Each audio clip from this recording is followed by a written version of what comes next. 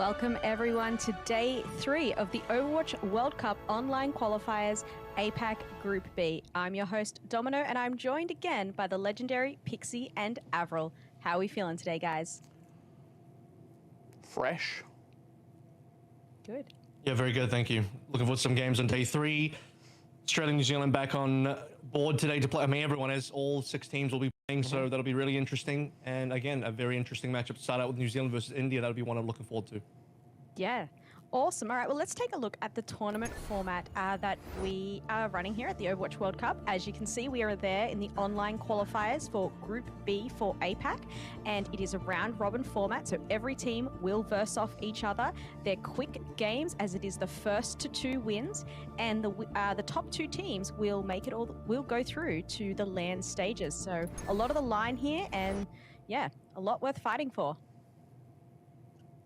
Let's. Oh, you sorry?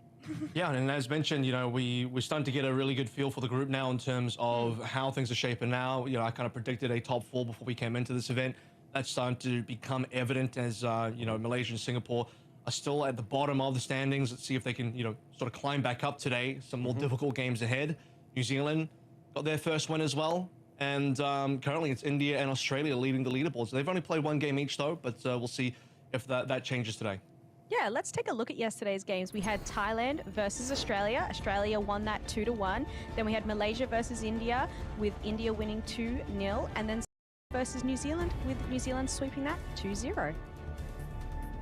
And I mean, it was fairly expected results across the board. The most contentious one of the lot is the one you're seeing here, Thailand versus Australia. That was the one that we kind of looked at to be, you know, is Australia truly going to be top dog? You know, we're expecting that they're in that top 4, almost a shoo-in for one of those 2 qualifying spots. But, you know, when they hit the concrete, does that hold true? And certainly in that series it did. Thailand, though, still had a good showing, and now the question over them is, are they best of the rest? Are they going to be the other team that can take that top 2 slot? Obviously, it's not set in stone yet. Australia might still not make it out of this group. They might not actually take one of those qualifying slots, but certainly this was the start that they needed, and a reasonable follow-up for Thailand in spite of the loss. Yeah, I'm really looking forward to seeing, well, obviously Australia does play it again today. I think they have a very winnable match coming up ahead. India is definitely, as far as yesterday's games goes, was the most impressive team that I saw. So this is a team now that looks really scary in comparison to the rest of the field. And you're talking about the fact that, you know, does Australia have a freebie to get out of this group? I think the group is really heating up in terms of how close the competition might be. So no real guarantees for anyone at the moment. Australia probably walks away 2-0 today in terms of their overall scoreline on the standings. And, well, India has to go up against New Zealand, which means, you know, it's going to be more of a competitive match where no guarantees there for anybody. Let's take a look at the leaderboards currently. As you can see, we have India and Australia both sitting at the top with 1 win each and no losses so far. Thailand and New Zealand and Malaysia all with 1 win and 1 loss, and Singapore sitting at the bottom there with 2 losses so far. But we do have a lot still to go, so who knows where we're going to end up. And let's take a look at our schedule for today and see what we've got ready coming up. So as mentioned, we've got New Zealand versus India first, which is going to be a great matchup, I think, to watch. New Zealand's definitely going to be wanting to take a win today. Australia versus Singapore, as you have mentioned, Avril, potentially an easy matchup for Australia. And then we have finishing us off with Malaysia versus Thailand. This is quite an interesting day overall. Obviously, that first match is kind of the main fight on the card, right? That's 2 of the teams that were saying sort of in that top 4. New Zealand began their recovery yesterday after dropping on day 1 to Thailand. Thailand, who have in turn lost to Australia. So this is a very a sort of big must-win for New Zealand. If they lose this one, then you'd say, well, they're in the top 4, but they're number 4, which isn't good enough, right?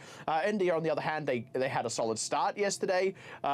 A reasonably expected win, but nice to see them kind of stay the course. So this is where they're looking for a really solid follow-up. And they would actually be, assuming Australia can win their match day as well, which you'd imagine they can, India would actually still be holding parity with Australia in terms of their overall win record. So that's a really important kind of beat there. The other one I kind of want to highlight is right towards the end there, Malaysia versus Thailand. That's an upset potential. It's an outside chance, but all these good things I've just been saying about Thailand, their solid performance against Australia, if they get upset here, a lot of that hard work gets undone. So again, it's a real stay the course kind of day for a lot of these teams. For all the top 4 teams, right, they really can't afford to lose to anybody else. And if you're New Zealand, as you mentioned, you've already lost to Thailand. Losing to India would probably, at least in terms of trying to get out of the group, put a nail in the coffin. Let's go ahead and take a look at Team New Zealand. This is a team that currently sitting at a 1-1 scoreline, perfect 2-2 in terms of map differential as well. So they're 1-2-0, they lose 2-0. No map differential at all. See how that ends up changing today. It does sort of speak towards, you know, they've been able to beat the teams they're supposed to beat, and unfortunately they've also lost a little bit handily to the teams that they lost to as well. And I mean, it's interesting, right? That that map differential. This is actually quite possibly a tournament where that could matter quite a lot. Right now on the standings, India is only above Australia because with their 1 win, they're a 2-0, whereas Australia had a 2-1. So their map differential is only 1. That actually will start to seriously add up, especially if we get any kind of triangular win-losses, right? You know, if we get something where, I don't know, Thailand beats New Zealand beats India, India beats Thailand. Map differential is going to start matter because those are the teams that are fighting for one of those top 2 spots. So picking up 2-0s ends up increasingly important here. So the other thing we kind of want to see in this matchup for either team, whoever wins it, they really want it to be a 2-0, just in case you end up in a triangle. Let's take a look at Team India now that New Zealand will be having to verse off. And as mentioned, they had a very good performance yesterday. They showed that they are a team, you know, that is up for the challenge here and could potentially make our top 4 at the end of the day. So a very strong lineup here to go in against New Zealand. And both teams, I can imagine, are really going to want this win today. So they're near the top of that leaderboard as well. Any other thoughts on Team India? Do you think Captain Pressure very is strong? actually I think this is a team that, you know, we've highlighted at the beginning, but now is now starting to prove their worth. A team that's very well put together. Everyone's got contenders experience, and a team that's, I think, taking, not that other teams are not, but this team in particular is taking the World Cup very seriously, boot camping together in Vancouver currently as well. So a team that's putting it all out there. They're definitely putting a lot into it. And let's take a look at the first map of today. It will be a control map as always, and we'll be going to beautiful Ilios to start us off here today. We have seen this map played a little bit already as the starting map, so no surprises here. A good one to start on, control as always. And of course it's loser picks subsequently and first to 2. We've sort of gone over the format already, but we've actually seen that really matter quite a lot because it's so tight with that first to 2 situation. Having that map pick on the second one, if you've lost, is actually a big way you can start to turn things back around. We've a couple of times seen that picking team, you know, in these closer matchups, win that second map, take us to a draw situation. We saw Thailand do it against Australia. I'm trying to rack my brain. I believe Singapore, Malaysia first day. We also saw it. And when we talk about map differential, that really starts to add up. All right, well, let's get into it now. We head over to Ilios as the players are ready, and I'll leave you over with the fantastic Pixie and Avril to guide you guys through.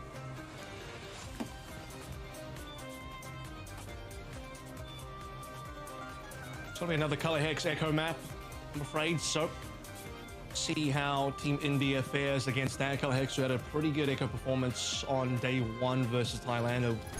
We'll remember fondly the Numbani map that he played.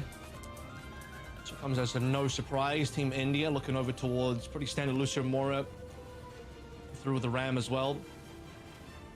New Zealand playing the dive, India playing the rush. Ilios probably a little bit more dive favored. 5, 4. Do you think Abs has abs? Round 1. Capture. Do you think Par is the going to automatic braking system? Yeah. Yeah, it's every time you tap your brake pedal, your brakes break immediately.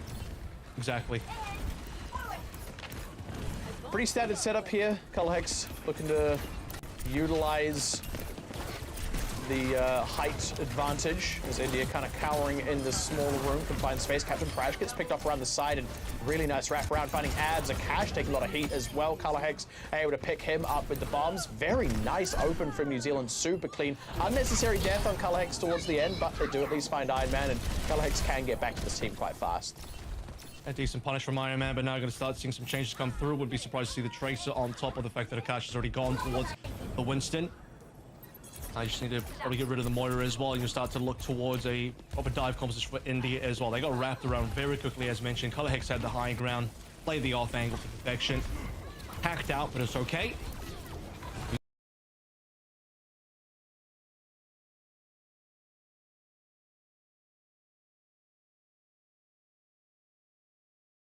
Taking their time for now. JCap pretty comfortably holding down the fort. Iron Man is kind of feathering on it, making sure that New Zealand have to keep boots on the point unless they get it stolen out from under them. So kind of forcing the issue. Pummy a little bit low, has to back out around the side, find a health pack, and the continued harassment here between Iron Man and Pummy. They're not quite making the headway they want. Hack onto JCap. No one really there to follow it up, but Color Hex goes down. Pummy finally finds his mark. And that was quite close to a duplicate as well. Pulse bomb from Pa going wide. Could have been a good recovery tool for New Zealand, but at this point, JCat getting forced away. May well get D-Max here, going back into the thick of it, feeling himself with the nano boost at his back. Nearly has a self-destruct. That'll make a lot of space on the point, but the point could actually go the way of India. Color Hex is back in the mix now, though, so the fight just kind of continues. And no long-range healing to keep Color Hex alive, and that ends up being what caused New Zealand to lose the point. JCat tries to hold on. Now comes the EMP. It's only the catch or defend, but it is a kill. August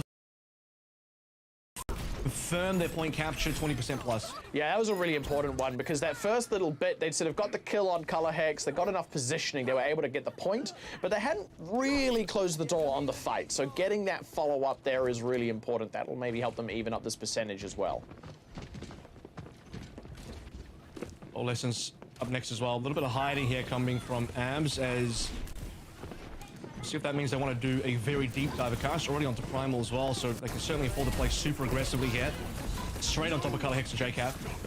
Abs having a wrap around, find his tank, keep everybody topped off.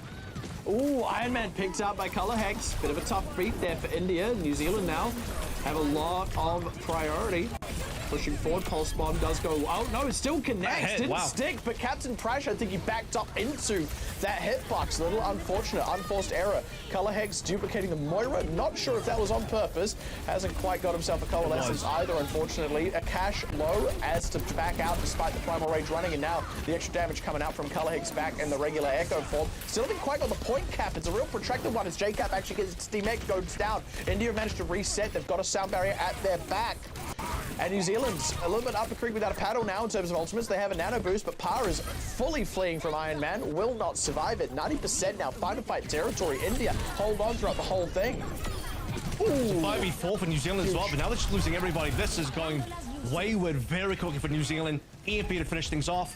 Hex barely holding on to life, and it's only JCap remaining now with the self-destruct, which he'll have to use, but it probably won't be enough. It's just to try and create some space on the point. Has to go, trade his own life for it, unfortunately, and bit of an unmitigated disaster there for New Zealand. Color Hex finding the one kill with JCap coming back in meant there was an outside chance of them holding on, but with him going down shortly thereafter, they're just too lean at any given time at the point. Color Hex going in for a duplicate. Ooh, Abs off the well in the drink. Finn does go down, still trades his own life away. August down as well, so no supports. Color Hex not quite getting that EMP. JCap back in on a Doomfist. They're just struggling to keep any members on this point, not picking up the kills. Frit and India will walk away with the first point.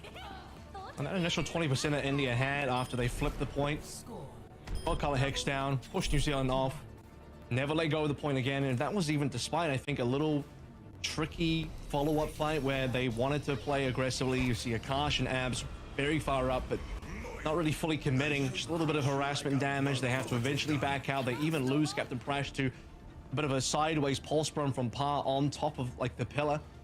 Beyond that 4v5, they come through big time. I mean, Coalescence forced out the duplicate from Color Hex, and at the end of the day, 4v5 India somehow winning that fight versus New Zealand, who couldn't quite collect any kills. I think they lost a lot of damage output once Color Hex went over towards the Moira. So India will to continue now moving forward. Slow start onto Ilios, giving away 54%, but a strong finish. It's a really good opener for sure. India taking their time on this rotation.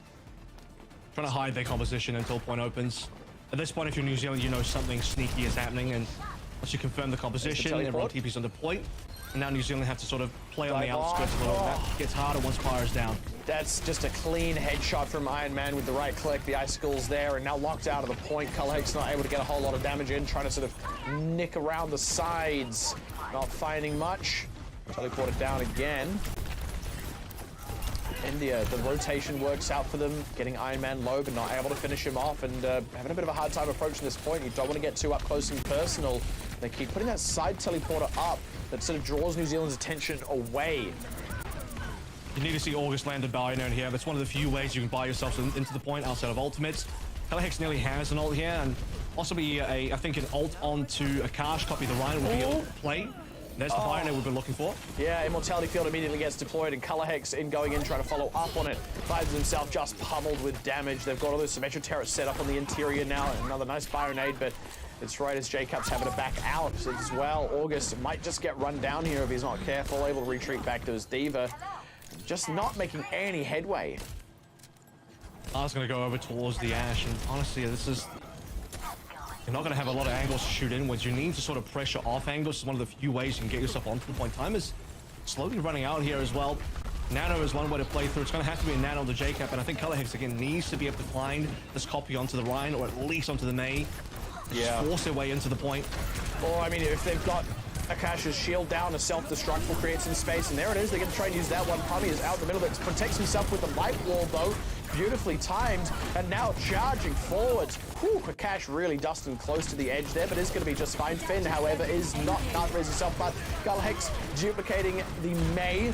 They found Iron Man, so that's good. Here we go. There's the duplicated Blizzard. That's going to give them a lot of control over this point. They've found a lot of frozen members. It's only Colorhex here finishing them off, but he will be able to get them. Forced out of the duplicate by Akash, but Akash himself will go down. So in New Zealand finally finding some play onto the point at that 96% mark. So long for India. It's an opening sort of rush gambit that works out incredibly well, 96%. They'll just throw away all of these ultimates now because, well, there's no point replaying the composition. It'd be much harder to play outside of the neutral. They just got themselves a free 96. New Zealand was so slow to respond. They had no idea how to buy themselves into the point. And India only have to win one fight. Not a comfortable position for New Zealand to be in, having to go in for the res on Colorhex. Abs does go down, though. That keeps it interesting. New Zealand still in for a chance here. Only the Valkyrie and the Bob used for this particular one. Not a lot of pickups, but at least getting Akash and Captain Crash makes it a little bit less painful. Thank you for the assistance. All right, so a little bit more movement for New Zealand. This is where Pi needs to think about the Tracer again. You need something else that can really affect the point and play a little bit counter to Iron Man and Pami, at least mark them. India can wait for ultimates here, the EMP being the big one. The time to play through. Again, they have the massive lead.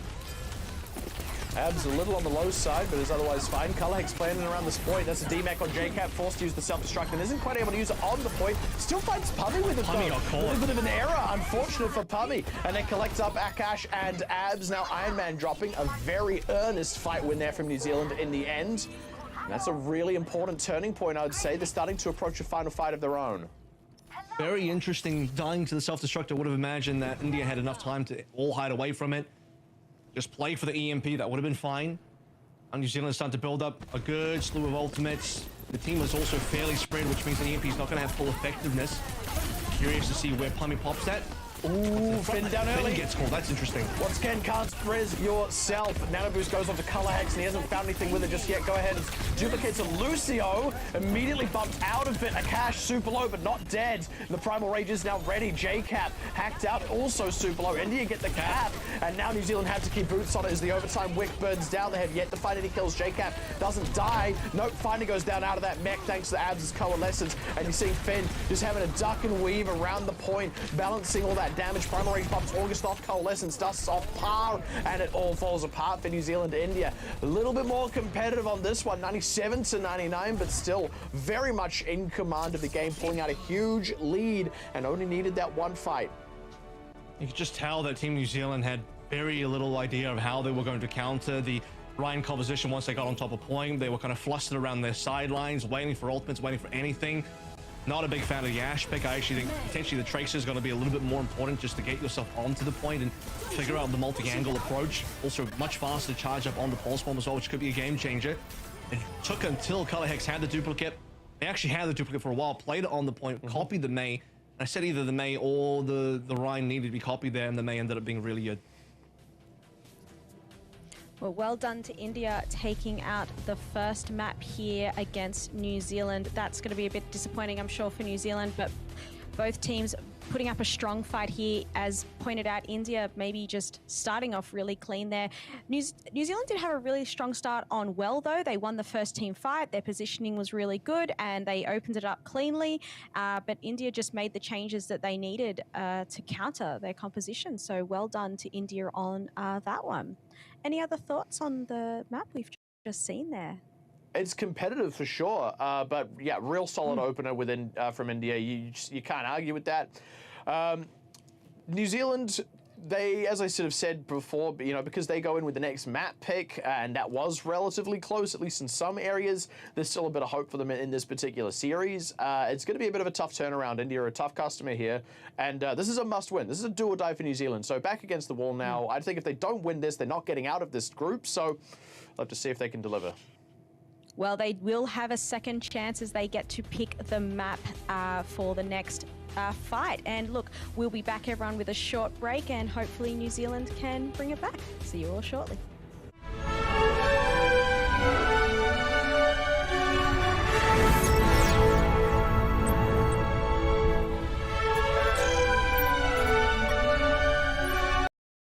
You asked, we listened. The McFeast is back in all its beefy, salady, saucy glory. Value means more at Macca's, so grab a McFeast lunch deal now for only $5.95.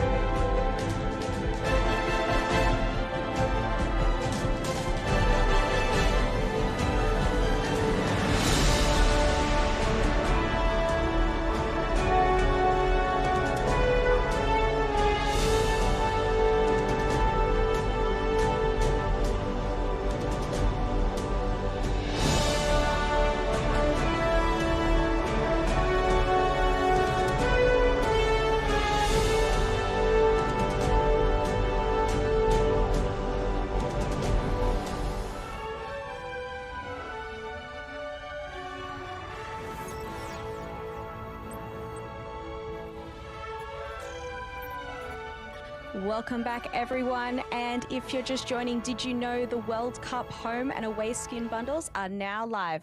Hurry and get them before they leave the shop on the 27th of June. There are 3 bundles, the EMEC, APAC, and AMER bundles. You get both the home and away skins for all the heroes in the bundles. These bundles support the teams directly by contributing to the World Cup prize pool. Shop now on Battle.net or the Overwatch 2 in-game shop. Learn more at overwatchworldcup.com. Now, if you are also just joining, we have just had India versus New Zealand on Lighthouse, and India did take it out 2-0. On all Ilios, really. Lighthouse and well included. We already saw a little bit of the crack starting to form, I think, on well, where New Zealand started at 54%, as you can see here, but the rest of the entire point goes the way of India. Once India starts to really come through strong on their Winston composition, note again that they started on a Ram Lucio Moira comp here, and they changed the DPS time, they changed the tank, actually kept the supports going the entire way through, even though I thought maybe the supports could have used the change as well. They kept the pacing high. And once they played the dive composition into New Zealand, they had basically locked up well, really comfortably. I think when Color Hex stuff definitely goes down on this team, New Zealand starts to fall apart a little bit. And when the team is in a good spot and they're winning, you most notably will notice that it's Color Hex in the driver's seat as well. So definitely the linchpin for the team, which is a good thing and probably also a bad thing, considering that I think the rest of New Zealand needs to be able to step up around Color Hex instead of being incredibly reliant on Color Hex to mostly carry the weight of the team. Yeah, Color Hex is quite a key player there. He does have a lot of experience as well, obviously previously playing for Overwatch League and things like that, so I can see how he adds a lot to the team. But look, New Zealand do have a second chance here as they get to pick the next map that we will go into. So let's take a look. They can choose from an escort or a hybrid, and it looks like they've chosen Circuit Royale, another map we've seen a lot of so far this weekend, a map with some really good high positioning and angles, a lot of Widowmakers, a lot of Sigmas, and I presume we'll see exactly the same thing when we go into this map here. Yeah, one assumes so, and well, it's New Zealand's pick, so they're quite clearly signaling that they do feel that the DPS play they have can outclass India's here on those more sniper-oriented picks. I think that's a reasonable call to make. We were just kind of talking about the team. I don't know if relying on Color Hex is the right term, but certainly very dependent on Color Hex's overall play. And this is the kind of map where, you know, if Color Hex just kind of pulls it out, the team can coast a little bit on those coattails. We'll have to see if it pans out. There's nothing that he can play on this map to really carry, though. The Hanzo will be the option, but he's not really a Widowmaker player. That'll have to come down to par. I think the Sojin is a possible pick, but again, not something that Color Hex has been known for in the past. So, JCap Sigma is going to have to carry that. At least that's a good news for JCap. That's been his primary hero for, I think, most of his career. So, you know, going over towards a Sigma map, definitely going to be a strong point. But, you know, expecting that Matrix gets subbed in again, which is what happened with India yesterday, India still look pretty strong. Well, as we head over to Circuit Royale, let's give a shout out to Macca's. You can grab a McFeast lunch deal now for $5.95. If only I had $5.95.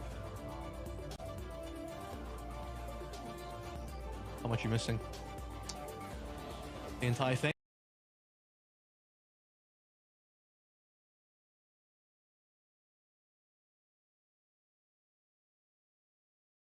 New Zealand dollars, not Australian dollars. So I currently have zero. I have 20 Australian cents. So you can have 5 cents and change, which I'm sure you'll use to great effect. I don't think Australia still does a 5-cent coin.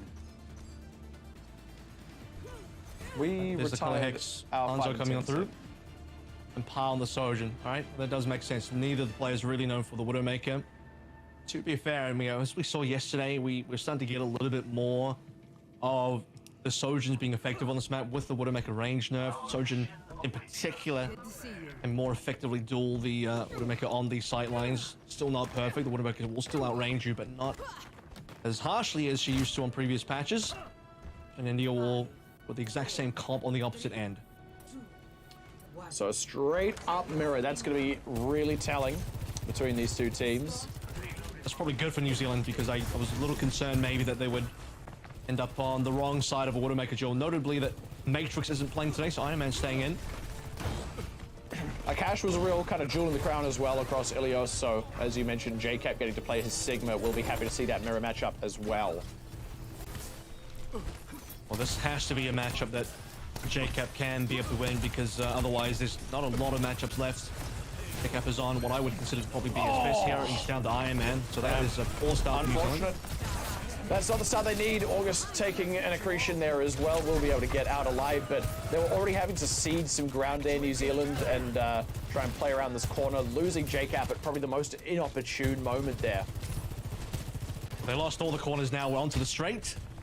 And for New Zealand, it's going to be pretty bad news. JCap is too slow. They won't be able to touch for this at all. No contest whatsoever.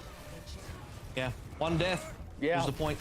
I mean, and it's one of those things, if it had been just about anyone else, you can still kind of keep the pressure out and keep playing the duel, maybe find a pick, but without the Sigma there, without the tank, you're like, none of the rest of your team is enabled on that first point. So real unfortunate beat there for New Zealand. They've got a long defense ahead of them now, 5 minutes on the clock for India. Yeah, I mean, India is pushing up very comfortably at the moment, looking over towards support ultimates. August does lead, and I'll speak to the fact that New Zealand has taken a bit more damage. Pummy is in the line of fire. Has to be saved by a lamp. Yeah, even then, not good enough. Nope, Storm Arrow will comfortably get rid of both the Immortality Field and Pummy, and Colorhex feeling himself as well, fighting Iron Man in that duel with the help of the Zenyatta. So that's going to be, oh, okay, bit of a sneaky one on the side as Abs assassinates Par. Does trade his own life for it, of course, but it's a nice find, at least for India on the back end. I mean, stepping out of place there. That's what New Zealand want. Mistake from India. Allow New Zealand to be able to capitalize, reset India a little bit, because otherwise I think India were on a roll. Starting to head over towards ultimates. Good momentum up the hill. New Zealand have equalize. Okay. Opening. Flux will catch one. On Akash. They didn't even deploy the Immortality Fields. They were comfortable. They were confident that Akash wasn't going to go down. Now he deploys his own Flux. Three members caught. August dead in the air. The rest do land down inside an Immortality Field, but it's quickly dispatched off. No trades here. No counters for New Zealand. Obviously losing August means no window to be deployed. They find Pummy. That's a really important pickup. Takes a lot of pressure off. And he was coming close to an overclock. What else can New Zealand find? They lose Finn. Akash able to thread through, get right up in the grill, and throw down just a quick melee for it. Transcendence forward from Abs to keep momentum on India's side. Trade back to fight Iron Man and Abs. Par started to come into his own now with that overclock. Looking for Akash now as well. They will find it. Good contest. That was a real knife-edge situation for New Zealand. They're able to steer through it calmly.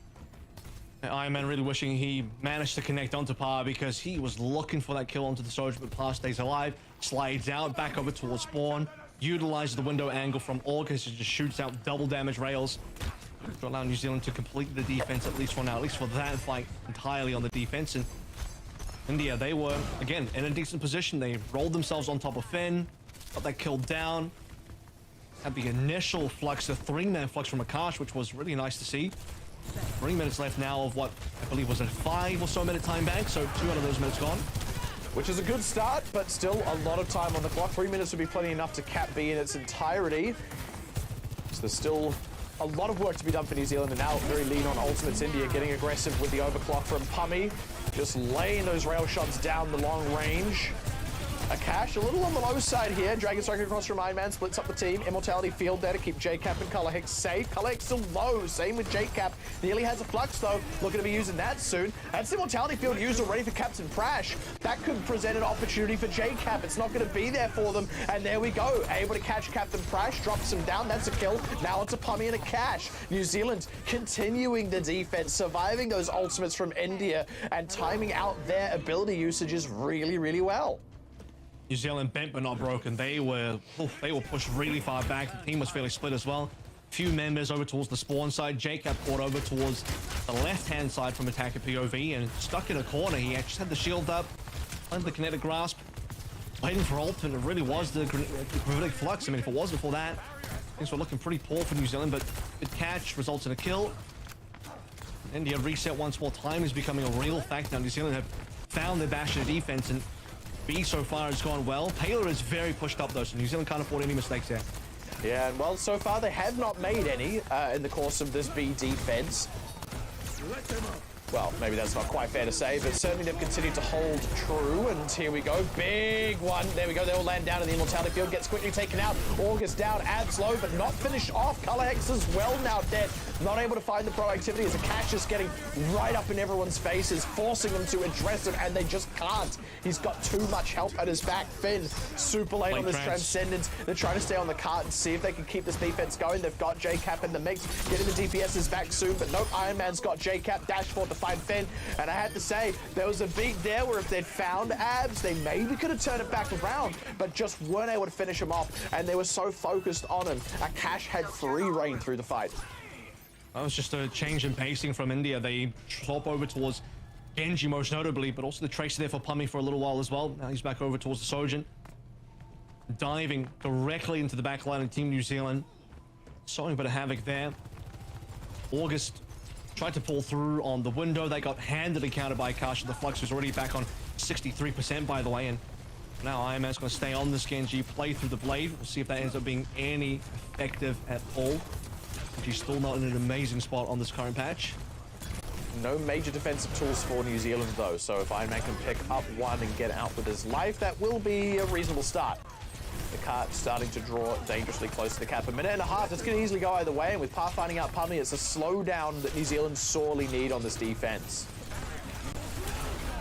Force to fly through now. Oh, there it is. Iron Man tried to go in for it. Has to pull the blade out now. Took an accretion on the way in. Yep, gets one, goes down immediately. Meanwhile, the rest of India has just been smacked. I think Iron Man might look for a change here, so play through the life, go for the blade. No swap to come on through, so he'll continue going through on the Genji here. That's the way you really do suffer in the long range battles. Hanzo, Sojin together is difficult for India, I think, to deal with, especially given the amount of time left to play through.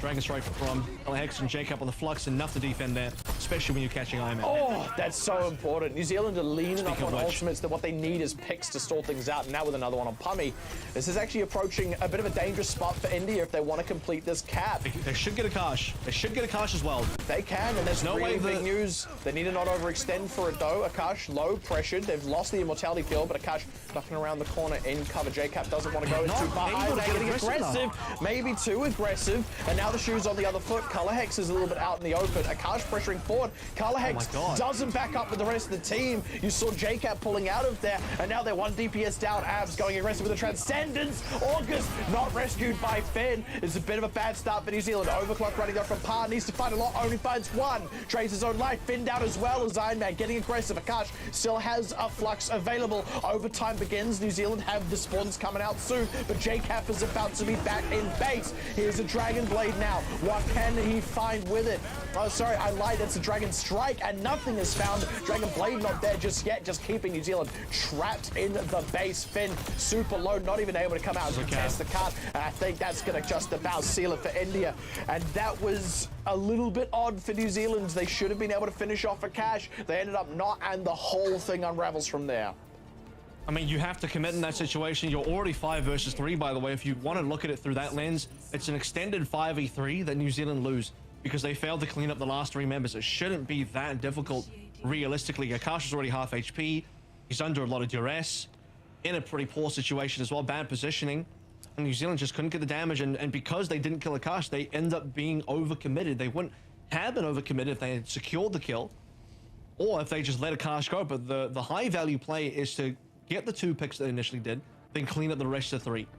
And getting the tank would have been the minimum there, but failing to do that means multiple players are really far ahead as the Team India respawns to rejoin the team, and then suddenly New Zealand starts falling apart because their players are kind of all over the place, which would have been fine, again, if they managed to get the kill and end up just getting snowballed. A couple of times that New Zealand have lost in the areas of this map were due to snowballs. That was looking like a very clean defense on C up until that final moment. And it's a little bit unfortunate because if you look back across how that whole map worked out, essentially non-existent defense on A. They took 1 loss on JCap at the worst possible time and had to completely abandon the A point. Had a great defense across B, burned down the clock, really recovered from what happened on A, set themselves up nicely for a good C defense, and almost did everything they needed to. They fell short of the mark just in that last little bit. Now they have to cap all the way out and then win in a time bank situation if they want to keep their series hopes alive here. And I dare say their tournament hopes alive. Yeah, I think that would be correct. Oh. Jacob does get Iron Man traded for his own life though, so he will say that this is still good for New Zealand. They have the closer respawns. India are very much playing experimentally here with the Rhine composition. Not normal at all for this map unless you're going specifically for spawn cap, which they are. They can do with this comp is spawn cap. So after they lose this situation, because again, it is a trade, with Iron Man down, they have to back out. Yeah. I think India are going to struggle for subsequent fights because all this comp can do is spawn cap. Yeah, it's a little bit of a tough situation for India to be in. New Zealand need a quick push through here as well. Obviously, unlikely that they get something quite as quick as what India got on A, but we'll have to see. Trying to send the Rhine back behind the team, but that just leaves half the team high and dry. Akash ends up having to charge to get back with everyone. Trying to deal with some of those structures. The ice wall going up. Iron Man taking another big hit there, able to go cold and survive. No more immortality field here though, so Ab's ducking for cover. India just taking a huge amount of pressure, but crucially, New Zealand's not actually getting kills. Look at the clock. They've started to run short on time. Akash down though. That's going to open things up. Yeah, finally, that's the important kill, and now the rest of the dice for India start rolling through. All the pieces of the puzzle break apart. New Zealand should pretty comfortably push through here. A couple of get a losing fin there, not ideal, but respawn still close enough. Looks like India might still retain the composition. I mean, they're probably just too heavily bought in now, given that they have ultimates coming online. A little bit of sunk cost fallacy there. Again, just not playing the correct comp for the defense. They took a massive gamble. I think that gamble is starting to go sideways for them. Certainly not paying off, and all right, light wall getting deployed well in advance of the point. Here we go. You're trying to play through a cash in too early, goes down already. And not to the ability you'd usually expect, but hey, there it is. They've already dealt with the immortality field, just pressuring India back the ice wall to try and slow JCap around the side. They're still comfortable fighting through that narrower sight line. Pick off Iron Man, teleport play. Not sure what Pummy was looking for with that one. Certainly distracted New Zealand a little. That's a two-man sound barrier. Captain Crash and Abs, the only beneficiaries of it. Akash charging back in, but wasn't there when that sound barrier came in. So they're already one support short, now losing Akash again. It is stalling out the cap just that little bit longer, so credit where it's due for India, but that was a protracted loss, and it let New Zealand charge up a lot of ultimates. They didn't have to use anything that entire exchange. And now India will finally make the swap happen. I mean, it was inevitable. They were always going to have to make the swap. The question was going to be when. They sacked the entire A point for it, and it's a little bit weird situation because if you remember the opening engagement, it was Iron Man that went down, and well, with 4 players alive, you're not really making the swap then because too many players are still up. You need a full reset.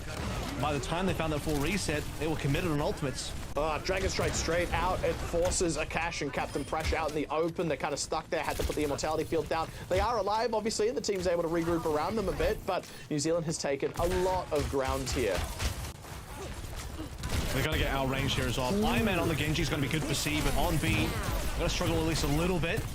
Last turn to play the ultimates. Very nice immortality field, keeping everyone alive as Iron Man was getting aggressive. Means he can't get those dash resets. And there we go, par with the overclock on an absolute tear. Very comfortable find there, and that should be a cap out for New Zealand. They've got a good, healthy amount of time on the board. Remember, they need a cap all the way through C and then win in a time bank if they want to actually even the series up. I mean, this is still just India reeling from the decisions of earlier on. They're getting snowballed from the Rhine comp they played earlier because they didn't get to play for A realistically at all. Now they're behind in ultimates because they had a late swap onto their desired comp for B. And as I already mentioned, the Iron Man swap into the Genji, that's more of a C point swap. So they had already basically, at least on some level, conceded. B is looking pretty hard here. Might as well swap over to a C point comp already, which they are on now. A lot of time on board for New Zealand. They just have to finish. Fantastic overall. India currently experiencing the consequences of their actions. And a bit of free push around the side going in for the dash. Ooh, Iron Man didn't find it on the dash, but he still managed to find it on a quick melee, and they found par through the rest of the fight. Iron Man does trade his life. They found Finn as well. There we go. That'll stop New Zealand short. India, despite the one loss in the middle there of Iron Man, they get enough work done. JCap takes dive off the side. He knows that this one's done for. New Zealand had ults there as well. Couldn't quite play through them. Taylor in a good position, but they need to be able to consider committing to either the high ground play, wrapping around the outside, going coast, fighting for a little bit of control and pull, or focusing on the point itself. And the window out. Oh. And Jacob not ulting. That means New Zealand just want to exit, but Colorhex already used dash. Yeah. I mean, there's been a few times where Colorhex has kind of died a little bit more in the open than is necessary, expecting... He had nowhere to run there. Yeah, he had nowhere to get out naturally, but, you know, often there's been instances where he doesn't necessarily have the supports in sight lines, he doesn't have the tank still with him. There just seems a slight bit of disconnect here and there. Now getting aggressive here is Iron Man with the blade, immediately cuts down JCap, traded out. That's an opportunity for New Zealand. They do obviously lose JCap on the whole. Immortality Field used, popping some windows out. Now is August. Abs has a Transcendence running. August goes down, Pummy with that overclock, just pummeling these members. Felhex going down, not able to pick up one on the back line with Abs. New Zealand, they at least, again, have retained a number of ultimates, but they're not actually getting opportunities to play through them anyway. And now they're going to get spawn camped here, so Jacob heavily out of position. This should be a freebie. Jacob can't reconnect with the rest of the team at all. And he's not. He needs to stop self-staggering here because he's trying to stay alive, but maybe he will for now. Okay, Trance has to come through. They've managed to turn the tide just a smidge by finding Abs, and now Colorhex getting aggressive, finds Iron Man. Captain Prash going down, has to pop an overclock to make it happen. But they didn't have to use anything, well, sorry, I say anything else. They did use the Transcendence, obviously, but JCap has again preserved the grab. Hello there. Okay, so ends up running away and gets away with it, I suppose. I thought he was going to die there for sure, but like it. They'll get away from it. And I actually think for India, they should have just overcommitted onto Jacob, at least secure that kill, then fight the 5v4 later on. They kind of got altered as a couple members went after JCap. New Zealand then ult out of spawn, and now New Zealand have recovered their situation. They were at risk of being spawn camped. They're threatening a cap, and they've got the ultimates to back it up. This Flux is going to be so important. It's been about 3 fights in a row where he's not actually used it, gone down too early, or the team's just not been in a position to commit. Goes for it, finds a cache. They don't have great sightlines to him, though. Immortality Field has been committed already from India, no longer in the play now. They have that window down. New Zealand taking their time. This is a real touch-and-go fight. They cannot afford to have anyone get picked off. Colorhex looking for an angle on the blade. Has found himself Iron Man. Doesn't want to let himself get too low, though. Still looking for entry around the side. Probably going to be an overtime fight at this point. No ultimates on the board for India. They're a ways away from even a Transcendence, and Colorhex reckons he's found his opportunity. No, Iron Man turns it around, has the Zenyatta at his back. Colorhex did not want to pull out the blade just for that one. And now one man down, 20 seconds on the clock. New Zealand, can they find anything? You can't really afford to reset. It's the worst time to die, and so because they have to pull back, it's do or die now, and it was already pretty do or die to start with. Orcs at least has a window to play with long range. Has to be considerate of the window angle. This is it now. Touch payload, blade in. Colorhex still looking for off angle, but he's just got to be in a duel again versus Iron Man. Yeah, he maybe just needs to straight up go in for blade now. Abs has a Transcendence now, so New Zealand, the one stroke of luck they had was that their ultimate still wasn't there. 1 for 1. Losing Colorhex, though, means no blade again. Finn is the one putting the team on his back, fighting Iron Man. Akash not getting much with the Gravitic Flux now, just in the main trunk of the fight. Those respawners will be there. No Immortality Fields either side of the fence. Transcendence from Finn, so critical. Abs trying to Transcendence to get out of base, and New Zealand, they just need to deal with Abs, keep him off the cart for a fraction of a second, and there we go. They managed to pull it off in the overtime. Not super comfortable, but they're still in for a shot. Man, that was so whack. I mean, New Zealand end up losing Colorhex again, no blade to come on through, and Finn saves the day. What a two-piece from Finn to secure it for Team New Zealand. In an extremely rough spot, they had something like 16 seconds left to play through on the final contest. 2 ultimates barely. One of them didn't even get to be played. India were looking like they were going to hold that, win 2 maps, but New Zealand have rescued it. I believe Abs went down there as well, so no Transcendence until the very end, and that's shocking, unfortunately. So we're going to play through this time back now. You have to remember, a lot of this defense went wrong because of the decisions on A for India, choosing to go for the Ryan spawn camp, and that could work out if you high roll for that and you waste about 2 to 3 minutes. It's really, really good, but you lose Iron Man in the first engage. You can't afford to lose anybody in that spawn camp. As soon as you lose somebody, spawn camp is basically done for. And outside of spawn camping, that comp has no value at all. So India just, sadly, they shot themselves in the foot with that. And that's how they lost most of the time on A and B and had to make most of that recovery happen on C, which nearly did happen. But at the end of the day, New Zealand saved the day. Let's also remember New Zealand on their A defense had a pretty disastrous run of things just from JCap getting picked. So if they can have a better run of it this time around, A is where most of the gameplay is going to happen. They need to not have that happen to them twice, for one thing. And they need to really set a This is where precedent all here. the gameplay is likely to happen. Yeah. And, well, getting familiar. attack first, New Zealand defense. And as you mentioned, it was Jacob dying before. But remember, Jacob died quite a while after this. Needs to be careful now. Has a grasp available, so okay for now. One of the issues I had with New Zealand's defense on A was that they were not able to really contest the hairpin at all. That's immortality field. JCap, He's no, about to die. too He's much down. pressure. Yeah, just stuck on some geometry. Pummy more than happy to drill down the immortality field and throw the rail shot across. They weren't able to heal up JCap while he was in that immortality field, losing August as well and pushing continually forward is India. I don't think New Zealand are going to get a contest opportunity. Too many late deaths. Too many late deaths. That's like 2 extra they can afford it. Okay, Jacob can go down. August is, it's not ideal for him to go down. Colorhex can't go down. They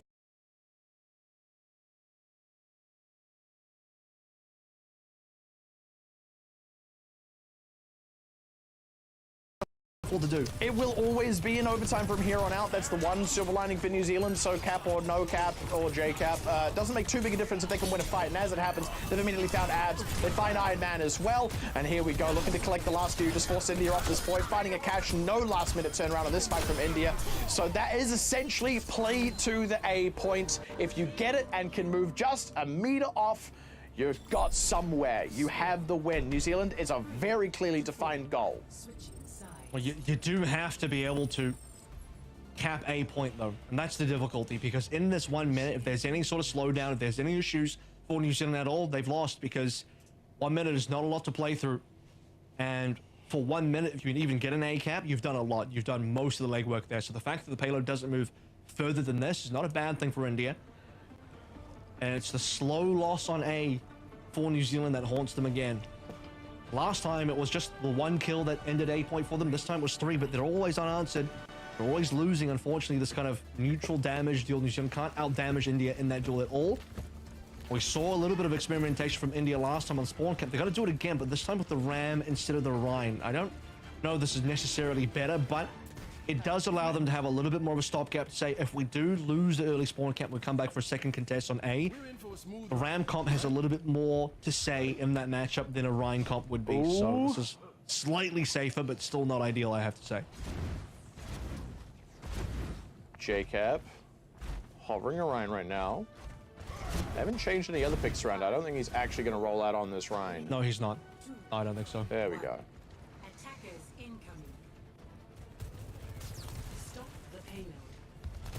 India are just wanting to waste New Zealand's time. They're well aware that if they lose a member, if they lose a fight here, could be over for them. They'll have to find a contest further on A, but New Zealand also against the clock on the spawn camp. That's Iron Man picked off. Very nice start from Power with that rail shot, and now India split up. If they had take some trickle deaths here, they could be in a lot of trouble. Pummy goes down. There we go, looking to get a cash now. They will collect both him and Captain Prash, so the card is underway. India will have an opportunity to recontest, and they've burned out some clock, so it will be a recontest in the overtime before the A cap is truly being threatened. But if New Zealand can pick up just one more pick, one more fight, they do keep the series alive.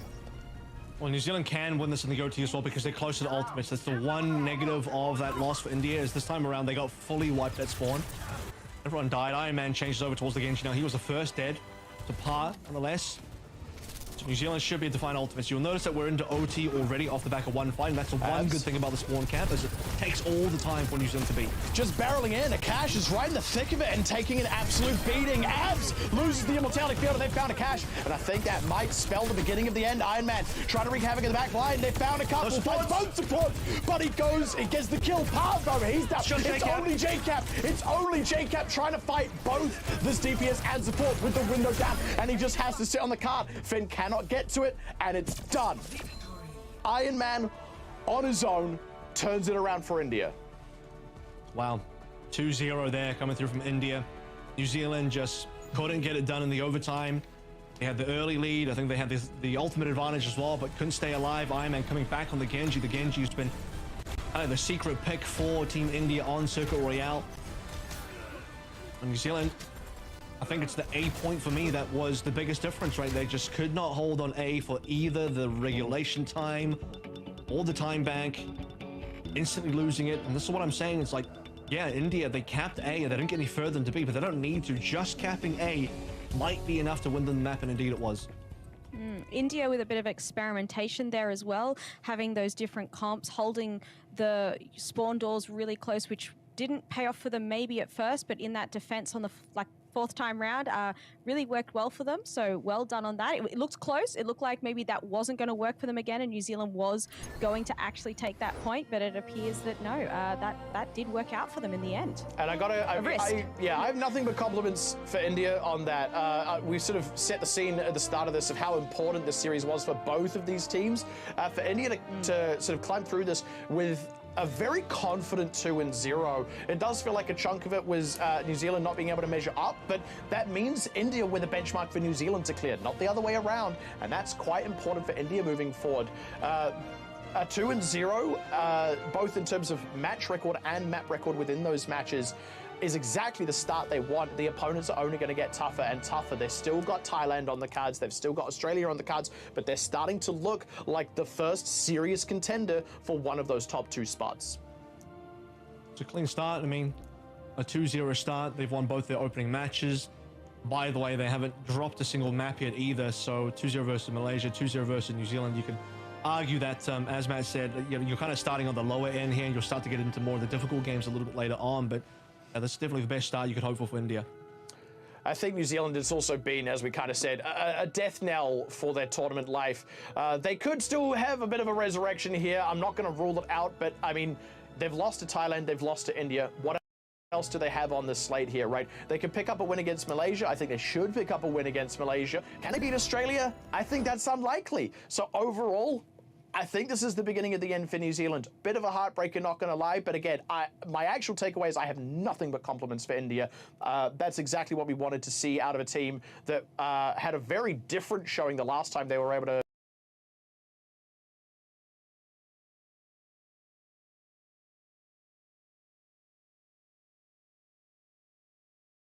moment and have a chat with Pummy, who is on the line from India. Hi Pummy, thank you so much for taking the time to chat with us. How are you feeling after another win on the board? I'm feeling great. Oh. Unfortunately, cutting out a little bit for us there, so. Yeah, audio's getting cut a little bit there. Not sure if it's our end or yours. I liked the look of your answer, though. If I could lip read, then I think that might. Let's try that again. Yeah. Yeah, we're feeling good. We had a hard week of practice, so it's nice to be able to see that pay off and get the win on ping. So. And I was actually going to mention, I mean, obviously you guys have been boot camping a whole lot. You're all there playing together, which is obviously a big benefit in general. But you have, as you mentioned, that downside of the ping. So how do you guys feel at this point in the tournament? Do you feel like the boot camping has been paying off? Do you feel like you're getting that little bit of differential just from having everyone in the one place, knowing that you've got your harder matches ahead of you still? Yeah, we signed up for this. We knew we'd be playing on ping, so it's not an excuse. It's not something to complain about. We're just going to deal with it and play the best we can. You guys look good so far. A 2-0 start, 4-0 in maps. That last map was probably the one map you nearly came close to losing. I wanted to ask if there were any concerns on Circuit Royale. You guys opted to spawn camp twice, second time with the Ramacha. Interested in the decision making on that, and if you felt like that map maybe went a little too close. Yeah, I think I was negative for most of the map, but that doesn't really matter because we got the win, right? So, yeah, we decided to spawn hold. We knew the second composition we had more win condition ults, like the Ram ult and Sojourn ult, and we knew that was a better comp, and they would already have a read on the Rhine stuff. So we kind of pulled that out from deep down under. So I'm glad it worked out and we were able to clutch that last fight. I've got a quick question as well for you. Obviously, you've had a solid start in this tournament now. You currently have the best match record, and that match record can't be beaten today at least. You're on track to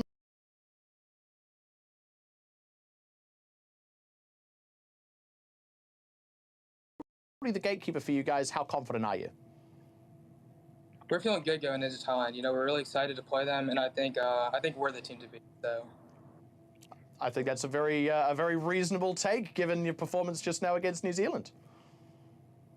Well, congratulations again on your 2-0 so far, and good luck for the rest of your matches. Thanks so much for your time today, Pummy. Oh, look, we get to see the rest of the team. Hi, everyone. Congratulations. Thank you guys. Oh, well done to them. What a fantastic win. They seem very thrilled, very happy. They're in a fantastic position. I'm sure they're going to go and celebrate now, but that's all right. We are moving on to our next matches. So up next, we will have Australia versus Singapore, which we have previously speculated that this should be a clean, easy win for Australia. There should be no problems here as far as we can see so far.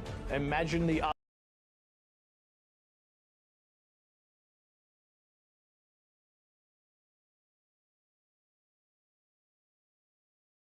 0. You'd still expected Australia to qualify out, but maybe in that second slot rather than the first one.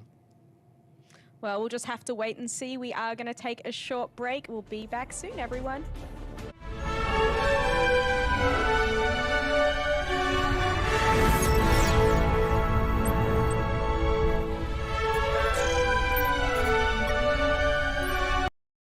You asked, we listened. The McFeast is back in all its beefy, salady, saucy glory. Value means more at Macca's, so grab a McFeast lunch deal now for only $5.95.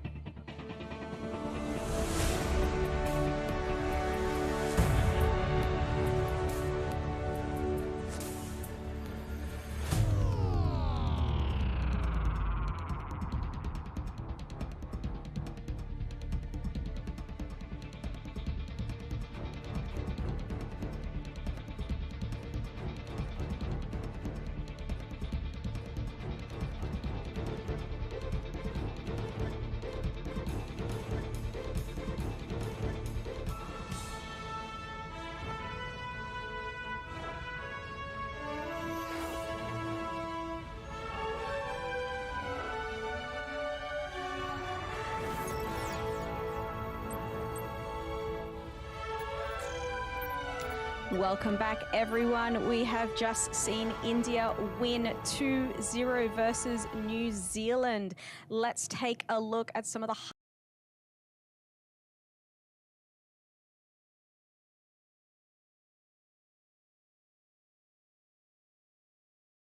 relive this. You know, it happened.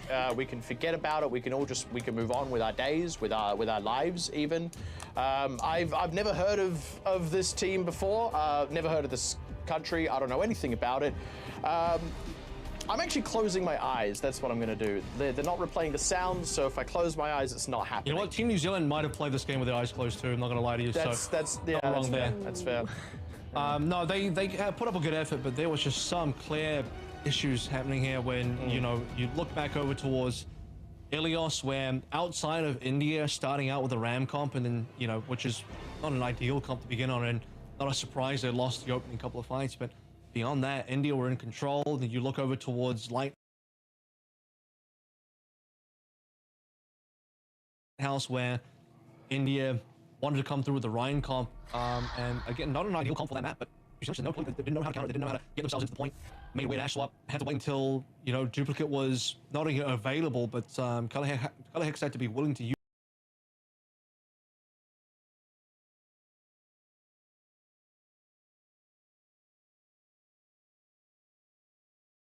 And Circle was a lot closer, but A point pretty tragic for Team New Zealand.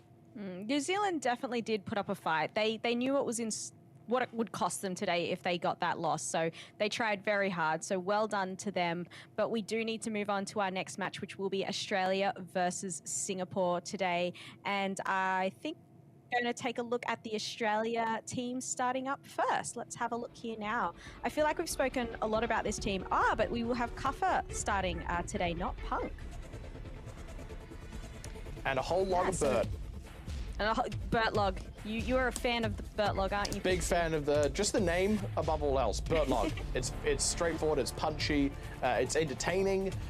Just yeah, 10 out of 10 name. One of the best I've seen in my career. In fact. I don't remember if Kuffer did play yesterday or not. I think it was Punk mainly the entire way through. I think we've seen a lot of Punk play. Yeah, it'll be good to see.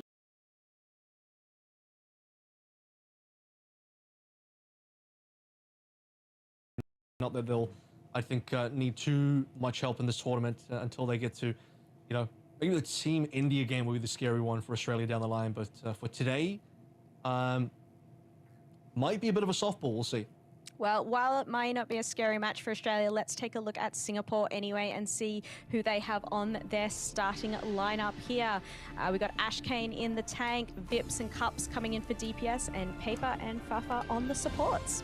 Yeah, so still no Vital on the DPS. It's going to be Cups on that. And starting off with Ash Kane, we have seen Xenofly only the once so far on Circuit Royale in their first series up against Malaysia. So they've not felt a particular need to sub the tanks in and out. I believe we actually saw Ash Kane on Circuit Royale again yesterday. So they don't only bring in Xenofly to play the Sigma on that one particular map. So yeah.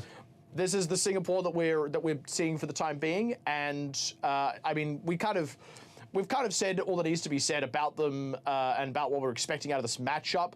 I suppose the real thing I mentioned before the break was there is the outside chance of an upset here. Australia just needs to make sure that doesn't happen. Yeah, a very, very far outside chance, like very, very extremely slim. Far outside. Very slim. Yeah. Yeah.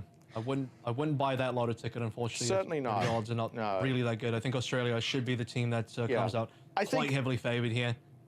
I think a snowball would actually have more of a chance in hell.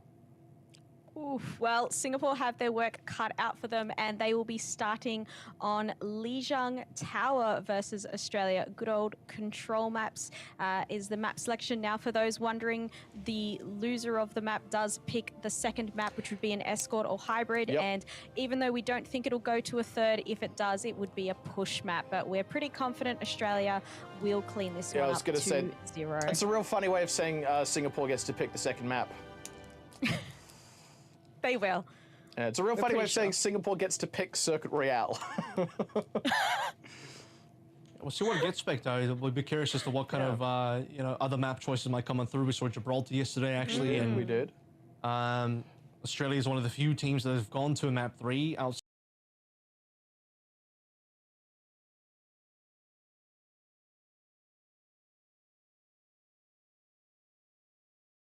to see it today, but we'll see how the match turns out. All right, well, the players are ready, and so we'll head on into Lijiang Tower. Over to you. There's a flag on that green spacesuit, and I recognize it, but I don't know where from, and it's really bothering me. And I don't know how to look it up. I don't know how. Google detectives to work. Yeah, someone please tell me. Like, I know that I know it, but I can't remember what it is. And it is driving me nuts. That's one step above not knowing what you don't know. You know what you don't know. I know exactly what I don't know, yeah. Much to my own Nando's going to start on detriment. the Torb again. That's what he played yesterday on Lijiang Tower. Versus a dive comp. Maybe they were expecting that on the opposite end, but Singapore's going to roll out on the Ram. Singapore, bit of a slow starter for them. They've at least dealt with Nanda's turret, but that's about it. Vip's going to be the first pick as Kuffer just getting nice and aggressive with that. Ooh, that looked like Cup over the edge. Yeah, there he goes, and collecting up the last couple of members in the fight. Very clean start from Australia. First cap coming on through. Singapore hoping for a better engagement the second time around, and, you know, realistically, they have that Sombra advantage as well. The Torb is annoying, but shouldn't be that hard to get past. Now they'll be rolling out around through White Room side. Still yet to really find much to work with here. Going for push through the side room instead. And slowly marching their way onto the point is Ash Kane. Immortality Field already deployed. Taking a fair bit of pressure. They actually find Kuffer. Obviously no Immortality Field on the side of Australia. Didn't have that Coalescence available just yet, and window deployed by Paper. So Australia just backing out of this one. Letting it happen. Kuffer will be able to rejoin the team shortly. Nanda actually finds Vip, so that might make this reset a bit quicker for Australia. It's a 4v4, now 5v4 as Kuffer rejoins. You can see him just in the distance there. A Coalescence as well, keeping the team in it comfortably.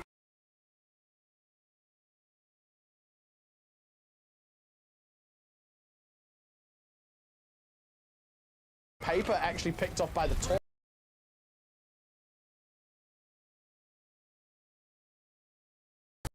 Very not so much effect. Ash Kane popping Annihilation as well. He just had that big shiny button on the screen and he really wanted to press it. Yep, and they want the button back now. By the way, the turret posthumously doing a bunch of work for Nanda there, as mentioned. That will continue through for now. They did give up the point a little bit. I mean, Singapore rushed on. Australia, I guess, respected that. Maybe gave over a little bit too much respect and allowed Singapore to be up to make the capture. 28%. They got something on board. EMP now available. A little bit too overcommitted. Quite a bit overcommitted, I would have to say, on the Annihilation there. Australia sitting on 4 ultimates. I mean, even the sound barrier felt like an overcommitment. Came in slow. So far, Kuffer down is a bit of a tough break, but they look like they'll be able to dispatch. I mean, the Torb turret is absolutely going off. It's a 3-man Torb turret kill. Yeah. Well, I'm having a good time. This is funny. Actually, I say Burlog came in late. Possibly, you know, he went as soon as he could after the hack, and Kuffer just fell too quickly. So, what credit is due. Singapore did manage to get that kill, but it's, how does a Torb turret kill 3 in that fight? As an interesting circumstance. Yeah, certainly a rare kill feed. Collect that one for kill feed bingo. That's actually rarer than getting a Torb hammer kill, it feels. But Singapore, they deal with the turret first this time. They recognize that it's the main carry on Australia. Quinn down as well. Nice find from Cup. So going to be forced off here as Australia rather, and that's at 98%. So really important opening beat there for Singapore. Let's see if they can follow up, find something else. There we go, taking out the carry again. Getting aggressive. They have a Death Blossom and they want to get in position, gets booped back. It was completely red. And now the commitment coming back in from Australia. They've got the Coalescence, they've got the Annihilation, and just clean onto the point. Singapore not able to find the timing, find the opportunity to utilize those other ultimates that they had, and Australia 98%, 99 overtime will burn down. Don't think anyone here from Singapore will be able to touch. A little bit too far away there. Australia had all the ultimates to play through. Kuffer with the Annihilation to finish things off, and a super clean wipe. Means that Singapore can't really do too much further about that on the re-engage. And on that though, Singapore got another sneaky cap in the middle. I think there's been 2 back caps now essentially that Australia give away. So Singapore at least had to walk away with a little bit of point capture. Won't be 100-0.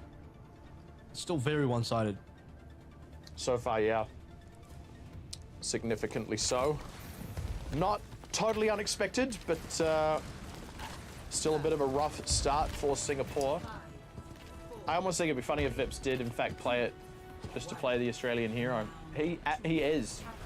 That's a real junk. It's okay in the mirror. It's reasonable in the mirror. It's not ideal, but it's, you know, you'll most likely still lose out in the, you will lose out in the May Ice Wall battle, which is super important for a map like this, but you can find some good burst damage. Could put Australia into a tricky spot. Just walled out around the side. Trying to throw the damage in as much as possible. Buffers in, getting a little bit low, sweating a little. But will otherwise be fine. Is now Singapore getting aggressive. Double vortex, everybody slow down.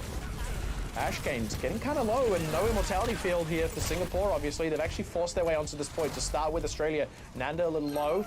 Ooh, there we go, pick onto Vips. That's going to open the door for Australia to start piling back in. They want to deal with Ashkane first, and that immortality field keeping Australia nice and safe as Ashkane tried to pressure forwards. And here we go, the rest of the cleanup coming through now. Buffers in, Cup, nope, has to deal with stop and deal with that turret first. Either way, point cap going back over to Australia. That'll allow paper to go down here as well, so a couple of late deaths. Cuffo looking to maybe go too deep. If he dies, yeah, that would be really awkward for Team Australia, but is saved by the supports, and back they go. And a exit kill there by Quinn onto Vips. Second time Vips will die here, unfortunately. And Singapore, they once again get the 14%, so it's not like they're not going to get any percentage cap here. Australia give that one away, and they played it super patiently. They respected the Junkrat. Didn't even play directly into the Junkrat. Effective range, I mean, they were very much playing on the outskirts until Cuffer found an angle to run in there with a Nemesis form and take Vips down. And already real low on the entrance, having to take the time to heal him up. They had those support ultimates, and there we go, Vips already down. Annihilation running as Singapore teleport themselves onto the point, just directly into the danger zone. Very cheap fight for Australia with just those two ultimates. Singapore still building up towards some ultimates. Bit of a Lucio battle on the outskirts here. I think Bertlog is feeling a little bit of pain, but it's wasting the time of Fafa, who, okay, well, actually both the players will disengage. Bertlog's going to run away, and Fafa rejoins the team.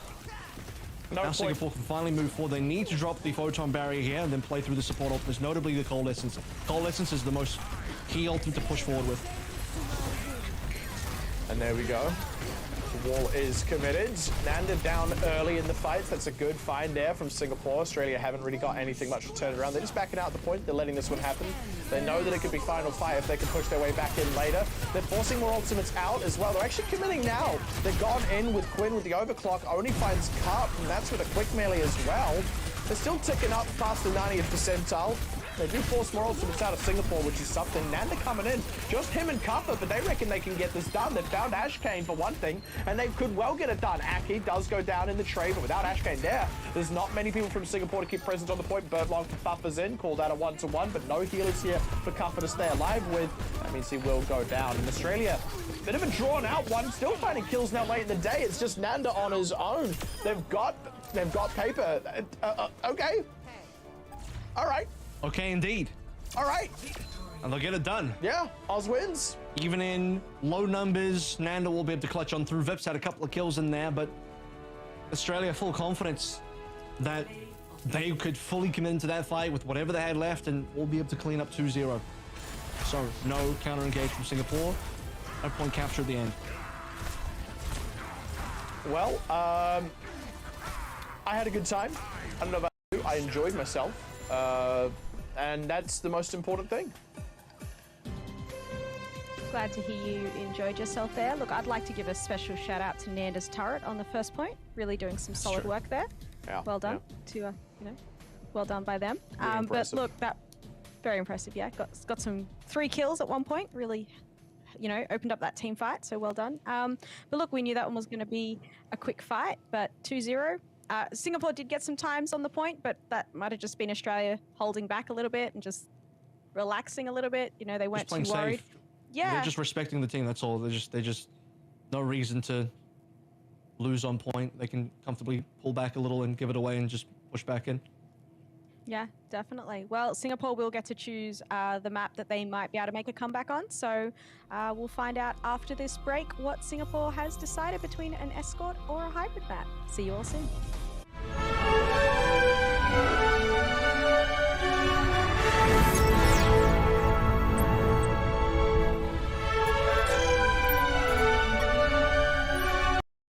You asked, we listened. The McFeast is back in all its beefy, salady, saucy glory. Value means more at Macca's, so grab a McFeast lunch deal now for only $5.95.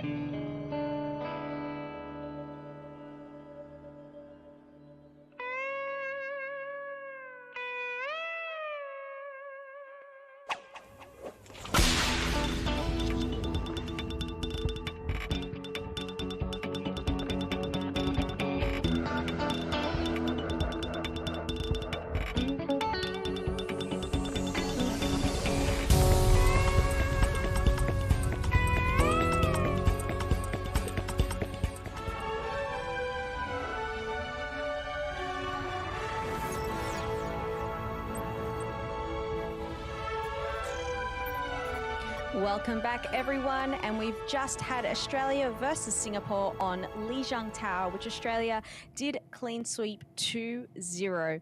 Any thoughts or anything else to add? It was quite a quick match, so not too sure. It's exactly as we imagined it would happen, so nothing else to add there, really. I imagined I would be richer when it happened, so that didn't quite line up in reality, which is unfortunate. I would have, if I were a millionaire while it happened, it would have been better. But, you know, I'll take what we got. Yeah. If you're paid by the hour, you will be rich. You just have to wait for the hour to take over. Yeah, yeah. Fair enough. Well, look, Singapore did put up a bit of a fight, as we see here. They did manage to get some time on the control point, but unfortunately just could not hold it at any point. Australia really just did have a bit of a stronger team and stronger comps here for this one. Australia having a bit of a stronger team, I think, is going to be a very common theme in the games that they play. They are still tipped to be the favorite here. There's no two ways about it. This is essentially the team that's currently tipped to be the favorite, playing up against a team that we are, at this point, not expecting to pick up any matches. They've already had their some of their more winnable matches pass them by, unfortunately, against both Malaysia and New Zealand. They lost both of them. We're just kind of painting by the numbers on this particular one.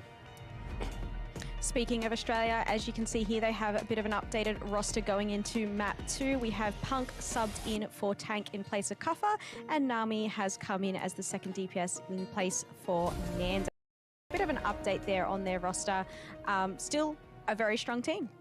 Very strong players. The entire Australian roster, very strong over the board. So we're probably going to circuit again, I have to assume, or something that would indicate Nami and Quinn as a duo coming in. That was what we saw yesterday on circuit. There it is. Punk is also going to be there to play the Sigma. Yeah, well called. Circuit Royale. We've seen no a lot of this map. today. A lot of circuit, yeah.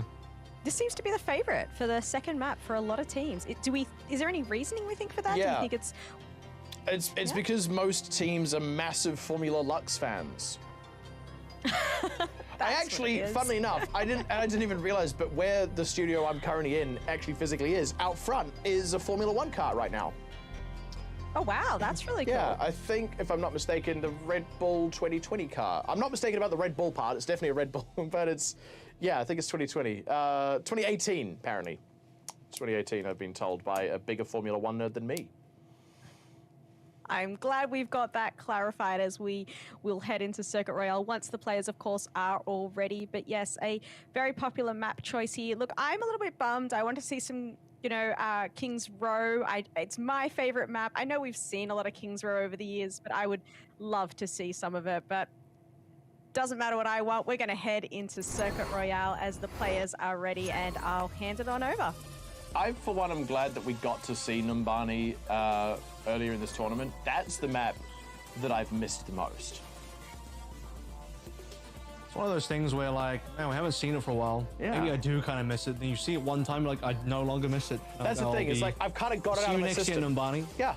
Seen you one time, and I'll wait. I'm happy to wait a full year again until I see it once again. So I'm all Numbani'd out after one occasion. I'm trying to think what the map, aside from Numbani now, what's the map that I see the least of? Horizon Lunar Colony. Certainly true. Haven't seen that one for a long while. Oh yeah. Oh, look at that. Look at that duck float. Look at that rubber ring in the world's worst swimming pool. That is a flotation device for a dog. I like that whoever is manning that camera knows what the people want, and it's the weird floaty in the weird pool. Is that Roots? That feels like a Roots thing to do. What I want is for the gates to open in 2 seconds, for Team Australia to choose their composition. Punk is doing a little bit of trolling the Winston before you play the actual composition they are going to roll out on. We don't quite get the full speed run, by the way, because if Australia were defending first and full held, then the overall game would be shorter. But instead, they're going to have to go all the way to the end of C and then full hold Singapore. So it'll take a slight bit longer. So Australia won't quite get the speed run record. I think it's not going to be on the Widowmaker today, as Australia will join the growing list of teams who are opting for a Sojin Hanzo look over playing the Widowmaker. Even though I think Thailand did a damn good job on that yesterday. Vips will take down Quinn, so first casualty on board. Rest in pepperonis. Immortality Field to keep Ash Kane alive as well. And whew, Cup breathing deep, feeling that one a little bit, but comfortably topped off now. Not a bad shot. Keeps Nami in check. Oh, that's a good shot. Australia massively slowed down. Okay, things are picking up for Singapore. Things are looking on the positive. Yeah, this isn't half bad, and there we go. Aki as well as Vips collects that one, and now Quinn is in a cleaned little up, bit of trouble. I think. Buffers in does go down. That's an important one with that slightly closer respawn, but in losing Nami, still a little bit of a disconnect here for Australia. Quinn's just trying to get right up in Cup's grill. Does not pay off. Goes down to Vips. Okay, cool. Really slow staggering there. I mean, Australia kind of self-staggered because, well, they can't really exit, so they had to go forward. That means it's an extended team wipe, which Singapore will be quite happy about. A minute 30 gone. Payload stuck on the hairpin. Cup and Vips doing a decent amount of damage. First ultimate on board is going to be the Dragon Strike, but with Cup going down, play advantage moves towards Australia. And that's probably enough to start breaking this one. You see Punk getting very aggressive, really knows his limits. Dragon Strike separates up the team a little bit. They're not in a position to follow it. Oh, as I say that, Ashkane actually was able to slip around the side and dispatch of Punk. Very important find, slows Australia down once again as they look for that respawn. Would have had that flux available shortly after as well, so bit of a rough beat of timing. Trying to get a little bit of a move on now. This is where things count. Ultimate's on board. Paper's already used one. So is Vips. The deflexes come on through. Ranking needs to find this angle. All the window to be dropped. That's one way to quickly force out Ashkane, and the longer you play this, you're just giving Vips time to kill. Yeah, there we go. Immortality Field already deployed to save Ashkane as he lands down. Now it's going to be Transcendence to keep everyone alive as they deal with that Immortality Field. And Australia is still now. Should all be back in the mix in just a hot second. Trying to get aggressive once again is Quinn. Finds Vips, has an overclock if he needs it, but might want to just avoid using it for the time being as Nami has his Dragon Strike instead. We'll find Ashkane with it. There we go. The ACAP finally looking to come over. Bit of a slow one for Australia, all things considered. A minute on the board now as they get the cap. Yeah, it took them 3 minutes to be able to get this cap, and that is a shot from goodness. The sniper compositions are working out well for Singapore today. Most heaviest that we've seen them frag. I mean, 2 members will go down the Ashkane to follow, you can imagine. They are at least slowing down Australia, as you mentioned. They're actually getting kills, which is not something we saw a lot of on Lijiang Tower, and now Australia are not quite on the back foot, but taking a long time to make their way through the map. And that's the real important thing here for Singapore. They're just looking to slow Australia down, run down that clock, find that overtime fight. I mean, it's again, it's a by-the-book kind of deal. That's a really solid start across A. B, I think, is where it could flip back in Australia's favor in a big way. Not that it's not in their favor, mind you, but if they can get a quick cap here, then Singapore could find themselves in a really tight spot. Let's see this overclock can deliver. It certainly does. Onto Cup at least, and now onto more. Once the lamp is gone, Ashkane and Paper super low HP. Wow, Nami finds it with the Sonic Arrow. Next. Not the most common one on the kill feed, but there we go. Another one collected. Add that to your kill feed, bingo. Late kill onto Fafazin as well. Really nice pickup with the big cap coming through. Just another 4 minutes on the clock for Australia.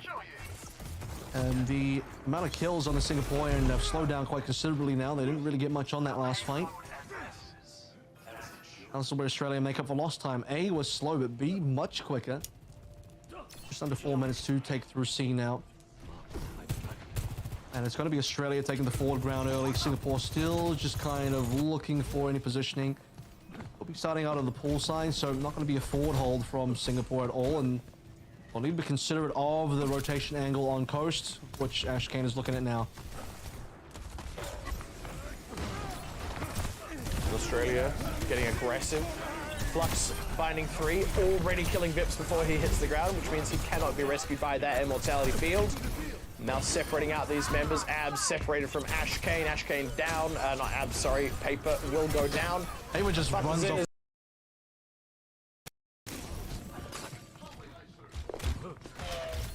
That's going to be the reset.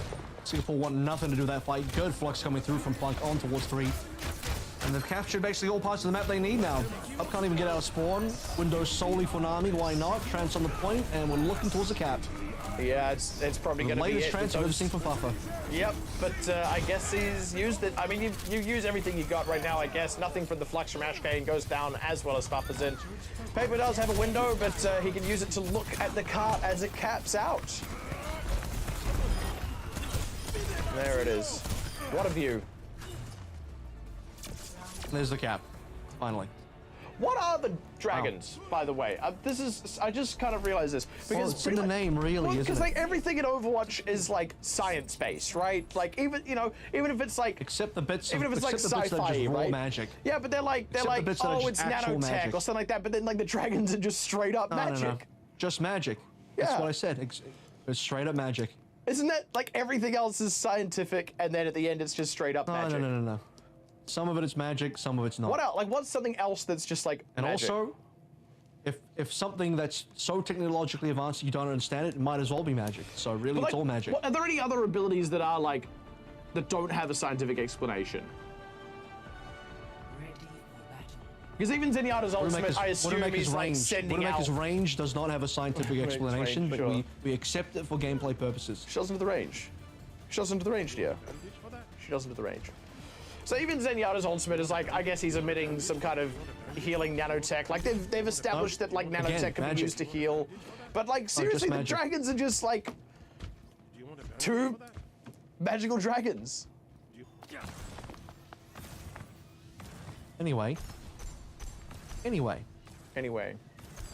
Back to the game. I'm not letting this go.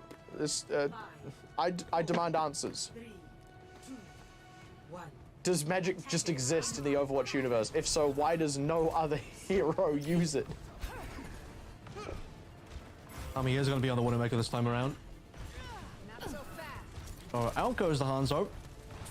Singapore, they're really going to stick on to Cup Symmetra. That is an interesting question with Paper also on the Mercy. Just a little bit, shall we say, not quite meta. I wonder if there is... I mean, there shouldn't be a limitation here because Cup was playing Widowmaker before.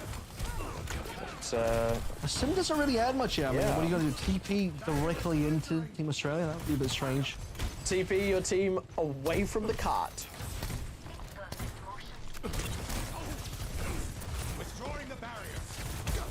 Okay, well, they playing bridge, but unfortunately that means they're not going to be able to really push payload or make anything of that. Cup's effective range does improve as you get around the hairpin, but still hard to really play out in the open. In fact, you can't at all. Punk a little on the low side, but otherwise fine. As Australia nearly on ultimates. Cup picked out there by Punk. Nice shots across onto Ashkane as well, keeping him honest, forcing him back. What is that melody? That's a good question, Punk. It's the sound of Ashkane dying. Now Vip's in trouble, will follow Ashkane to the grave, and just a very casual defense there from Australia. Now right back into the Singapore spawn. Allow the payload to slowly move itself backwards. Will play all the way up. Do some advanced scouting. Singapore staying the course on their composition. For another 2 minutes of this. No one can hide from my Yep. sight. I am looking forward to 2 more minutes of this, actually. Buffers and Vips down very early in this one. Ashkane looking to follow. There we go. Nami really feeling himself with that infrastrike running. They got a clean up. Yep. I don't want to cut. Quite easily, it seems. People will make it back into spawn. So there's one player staying alive. Nice. I remember one time I used to do martial arts, and the grandmaster would hold a piece of paper, and you had to punch fast enough to punch clean through the piece of paper, and none of us could do it. And then one day I said, "Can you do it?" And he got so mad at me for questioning his authority that he kicked me out of the class, which was really just him admitting that he couldn't do it. Just one sheet of paper. It's the end of the anecdote. Unlucky. It's, normal print of paper. Quinn going down though. Yes, Singapore are getting the kills once again. Here we go. This All right, A point Ashkane. just got a lot more interesting. What is your melody? Hit us with your best mixtape. With a two-piece. And nothing. Down in the immortality field. Punk is low HP. Is getting healed up and now has his own. It's 2 for 1 in terms of those gravitic fluxes. Once again, it's just immortality field deployed to answer it. The barrier in place as well. Photon barrier from Cup. Just slowing things down for Australia on this defense. Cat not quite coming through. There we go. Finding Buffers in. Quinn going to get aggressive with the overclock. Looking for more res on Buffers in, but by the time he's done, 2 other members were already dead, and Paper soon to follow, and Buffers in goes down for a second time. And the full hold is still on board. 30 seconds left to go. Payload has good distance. Singapore are all out of resources. Paper's even on the loose here now. And I'll say that's an improvement. The Anna, nope, back over towards the Mercy. So, no improvements on the comp, sadly. Quinn down. All right. That's a bit of a start. Vips again. Might be able to find Vips the hero. something. This is the best the hero of opportunity to Singapore. have. Now firing through this window here is Team Australia. Ashkane just brutalized. Buffers in not able to follow up. Overtime wicket. Hello? Well, that was fast. Hello there. General Kenobi. Okay. Thanks. Not my best impression. You went too far on that one, I think. I don't have many good impressions. I think my best impression is probably Mickey Mouse. And Kermit the Frog. That's copyright and license, so... Exactly. I'm not going to challenge the mouse live on air. If you wanted. Outside of Veps getting a couple of kills, very clean defense for Team Australia, what pretty much is as you'd expect. Full hold. It's a tinge of spawn camp, not a lot, just a slight tinge with punt pushing all the way up. Singapore now still looking for their first win in this group. I believe they're now 0-3. They do have a map win. They got that one map win versus Malaysia, but beyond that, still searching for more. I would like to just let Pixie know something. You asked about Hanzo's dragons, and I have to tell you, they're the Shimada spirit dragons, so they're not magic. They're actually spiritual dragons, and they can be controlled by the Shimada. They're technically I know that spirit part. dragons. That's the, I know all that, but I'm like, is it actually that there's some like weird proprietary technology that everyone else thinks is like, what actually are they? Like, aside from just saying spirit dragons, like, what is that? Is God real in Overwatch? There's like actual deities and they get spiritual energy from whoever it is the Shimada house worships. Like, what are those? So weird. Oh, goodness. Someone explain. Well, maybe Cuffer knows. I don't know much. Maybe Cuffer knows. Well, look, we are going to go and have a chat with Cuffer now. He played the first map against Singapore. Welcome, Cuffer. Thanks so much for taking some time to have a chat with us. You played your first match. How did you feel playing against Singapore today with the team? You know, I don't think we expected it to be any difficult match. They have quite a weak roster compared to most teams in the group. So, you know, a breeze. It was fun there. Got to play a map. Oh, that's good. Yeah. You seem to be going pretty well through the group so far. You're probably one of the favorites as Team Australia to make it out of this group, but the competition looks pretty interesting now. With, you know, Thailand's game yesterday was quite close. You didn't play that matchup, but it did go 2-1. Do you have any thoughts on how you guys went yesterday versus Thailand? I think both the matches we won were pretty convincing. I think Circuit's a bit of a Mickey Mouse map. You know, anything can happen. They kind of surprised us with the Hanzo Sojin picks. They're a really good team, though. I think Thailand are definitely the second strongest team in the group, and maybe like India close behind. But yeah, I think they got a really good DPS line, so not to underestimate them for other teams. That's 2 Mickey Mouse mentions in the last 3 minutes. We're in trouble here. Cuffer, did you know that you can get a McFeast lunch deal for $5.95? But my actual question is, obviously, you don't want to count your chickens before they hatch, but Australia is a favourite to make it out of this group.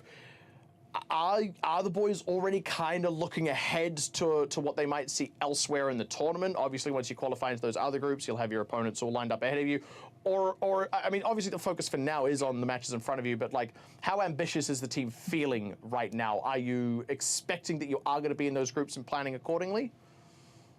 Yeah, I mean, I don't think anyone would expect us not to qualify. I don't want to jinx anything, but we are definitely the favourites. And, you know, we got a pretty strong roster, I think, and great coaches behind us. So I think it'd be anything but weird to see us not succeed. And yeah, I think we'll do well. I hope we go to America and play well, hopefully get through the groups and play on the big stage. That's the plan.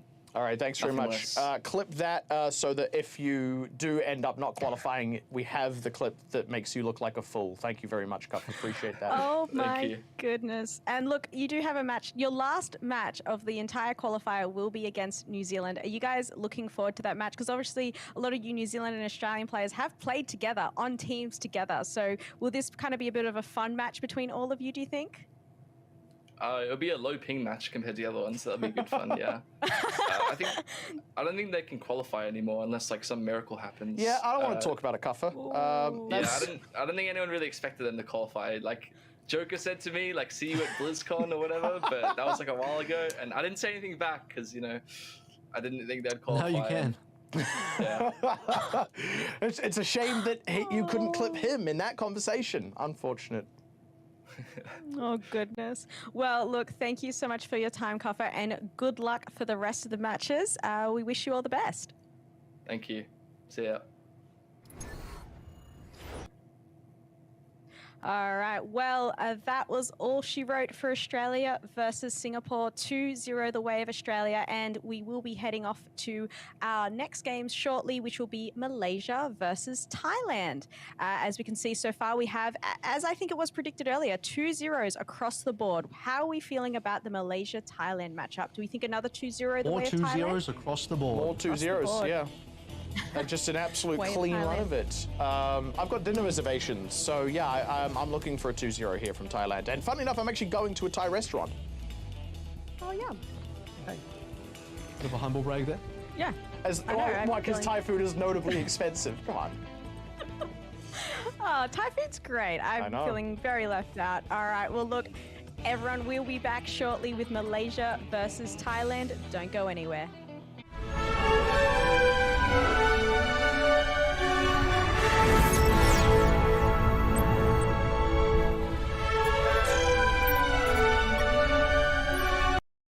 You asked, we listened. The McFeast is back in all its beefy, salady, saucy glory. Value means more at Macca's, so grab a McFeast lunch deal now for only $5.95.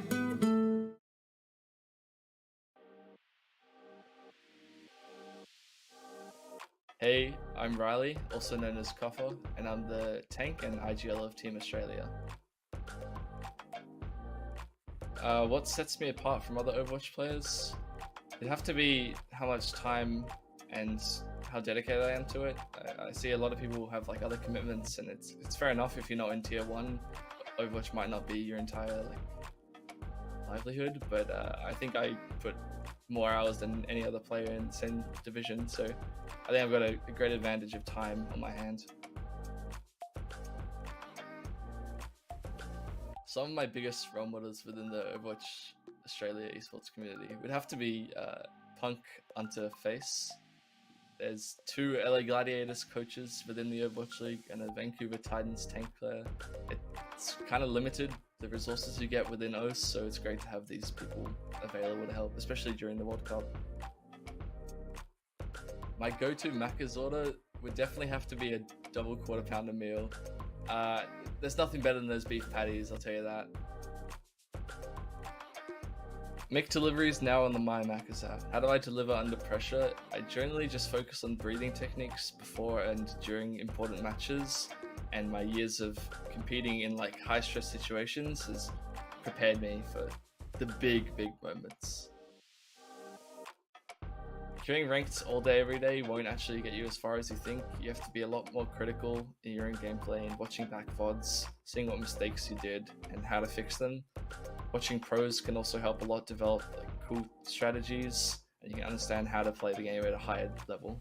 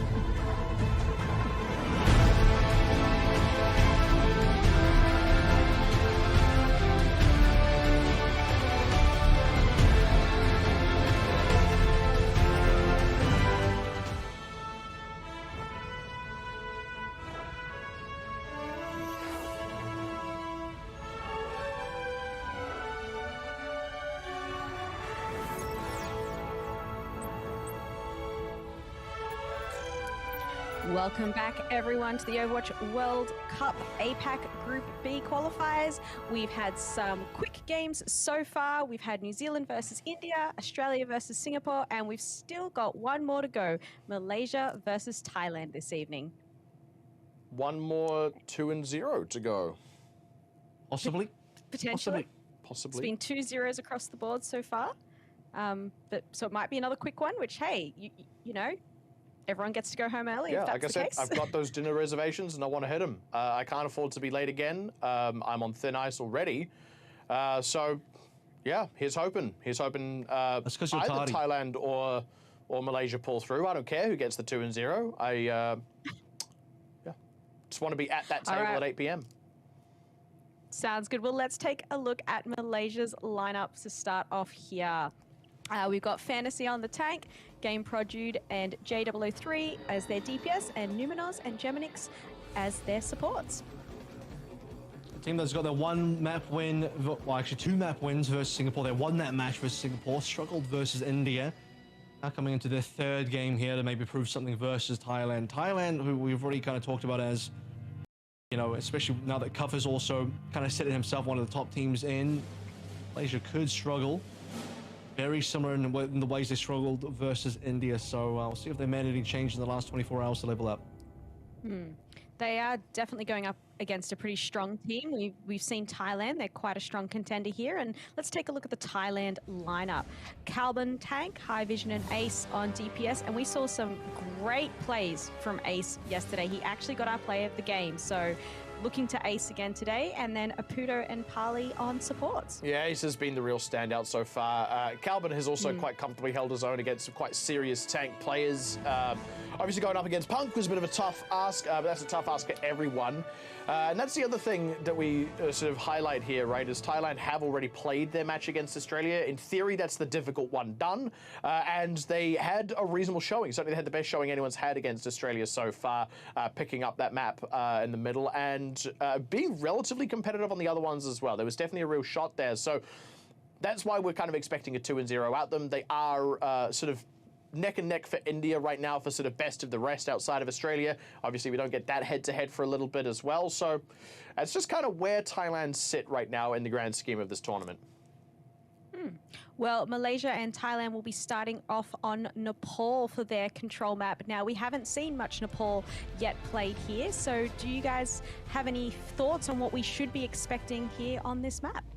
Just some more domination from Ace. I think as the DPS line of Thailand, as mentioned by Cuffer as well, that is their strong point for sure.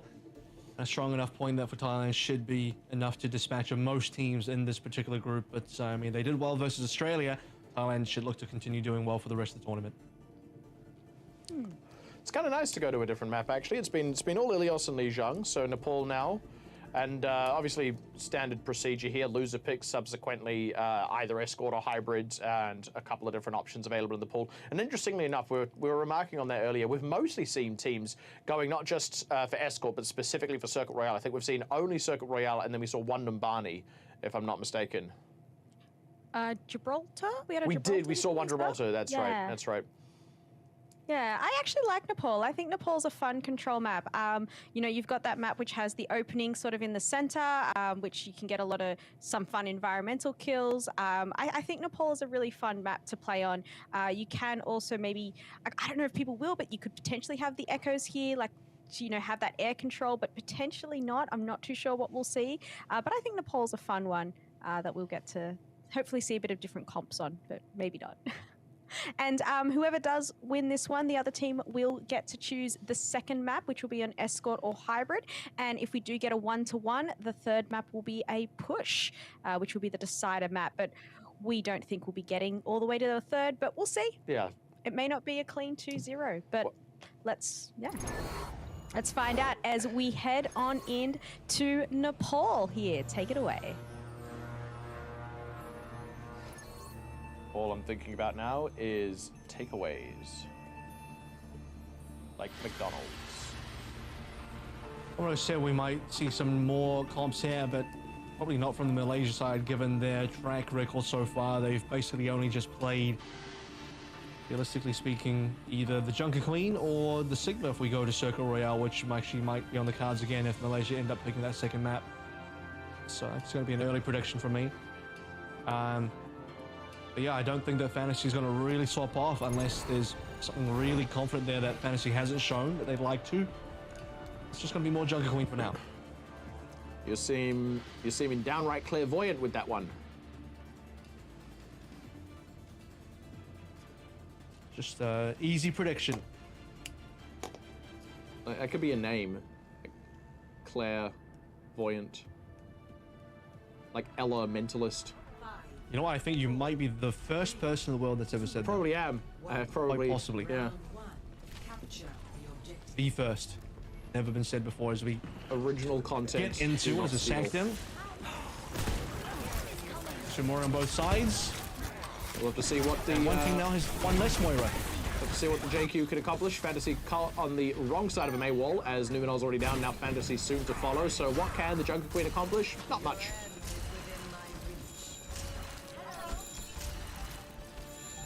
Okay. Super fast beginning for Thailand. Malaysia, now that they're kind of pushed back in with these retakes of the Queen, this is going to be where things struggle a little bit. You have to really win these ice wall battles. Fantasy's caught on the other side, probably dead here, unless...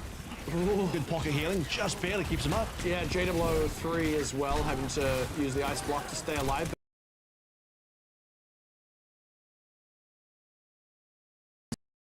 Nearly caused a fight loss, and Malaysia are resetting off it, so rotating around. Thailand still everything to play for. Coalescence available for Pally. So much damage. Fantasy basically went down there, almost. They will be able to eventually rotate onto the top of the point. And there, wow, Pally just devastating with that Coalescence, finding 2 on his own. Gemini just off into oblivion there. Where does that lead, do you reckon? Into oblivion, as you mentioned a little bit earlier. I'd like to imagine it's endless. Loops back around, so when you get to the end, you drop out of the ceiling, you drop out of the sky. It eventually connects to the realm that the Shimadas get their dragons from. Very dangerous. Here comes that Blizzard. And not a happy spot for Malaysia. They got the Coalescence running, but Numenor's frozen up. And, all gone. Not able to actually finish off there. High Vision did have to go cold for a sec, but they are still able to collect the rest of these kills. Just that fraction of a hair later, High Vision over the edge. Gemini will get one. Yeah, credit to him. Gemini will get their one. That's been happening 2 fights in a row now. Just one player booped off the map. A freeze from High Vision will destroy the Coalescence, will ruin Malaysia's chance of using any other ultimates. And my goodness, Fantasy is not on the Queen for the first time. That is interesting. Let's see how that works out. Early sound barrier just rolling straight in. Ace wanted to get a sneaky Death Blossom. End up deploying this Blizzard as well, but no one's in it. It's just all for nothing. 2 ultimates used for no gain, and now Death Blossom directly on top of Gemini. And Fantasy will be able to clean them both off. Galvin is dead, but in the main chunk of the fight, that didn't matter, and nobody was even on the point. 100-0. Well, late swap from Fantasy there. Maybe it could really do something. Find some legs and distance on a future round if Fantasy decides to keep playing the Ram. As previously mentioned, the Queen did struggle a little bit in that matchup, as did a lot of different things. Once Thailand got hold and started snowballing their way through, very little for Malaysia to come back with. And only a couple of kills from Malaysia as well, mostly coming through from Gemini, getting a couple boops, 1 on each fight. Into oblivion. One-sided so far, I think, as Fantasy expected. This time rolling out on the Ramatra. Okay. Not going to start off on the Junker Here we go. Queen. We are meta-slaving just like I want to see. Truly a slave to the meta. And nice early rotation from Thailand. We'll have to see how Malaysia successfully push in. Ice Wall to isolate Fantasy, but has enough team with sightlines at his back. Still getting a little bit low here. Ends up going down, just too much damage coming in. Not enough healing at his back. And obviously no tools like an Immortality Field with this particular lineup, so easy pickings. Gemini will get out, but JW3 not going to be so lucky. That is a pretty tidy opening for Thailand. Alrighty.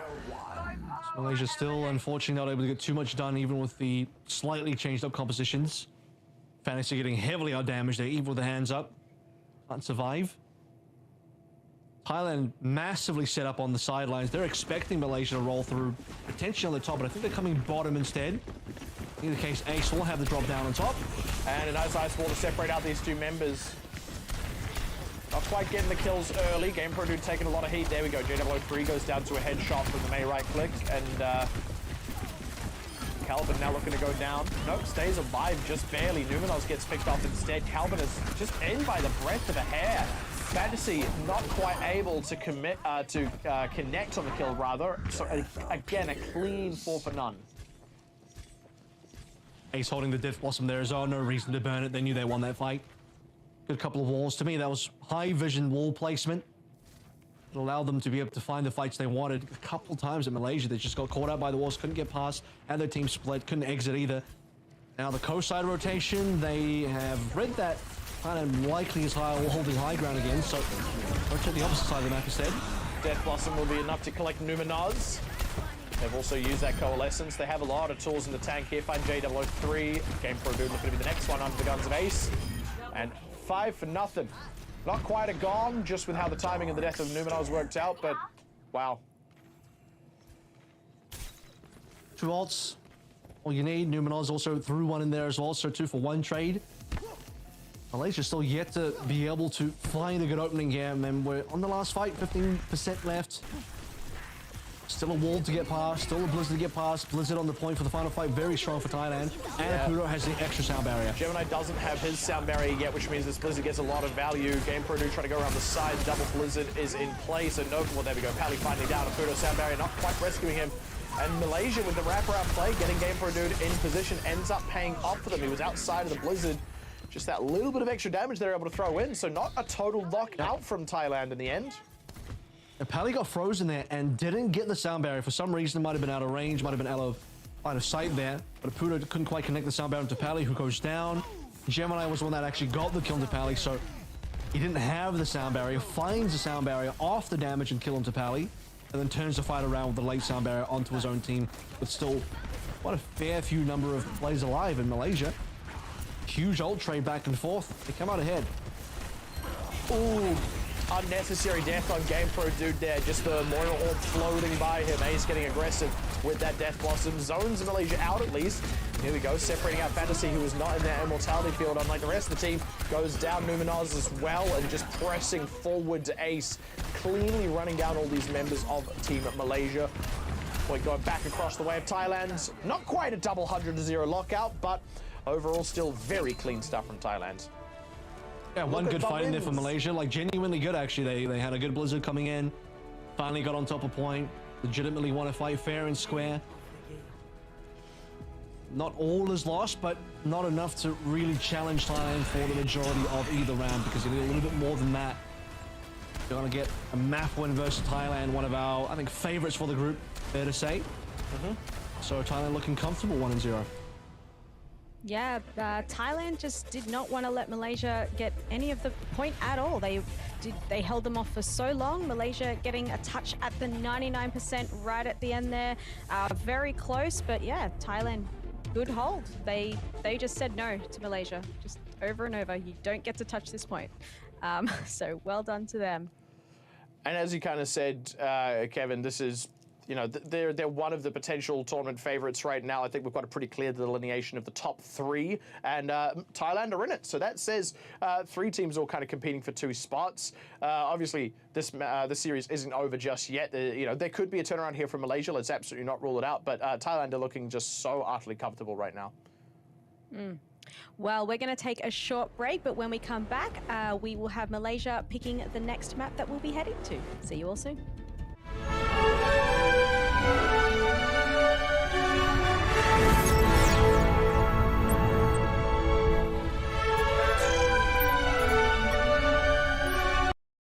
You asked, we listened. The McFeast is back in all its beefy, salady, saucy glory. Value means more at Macca's, so grab a McFeast lunch deal now for only $5.95.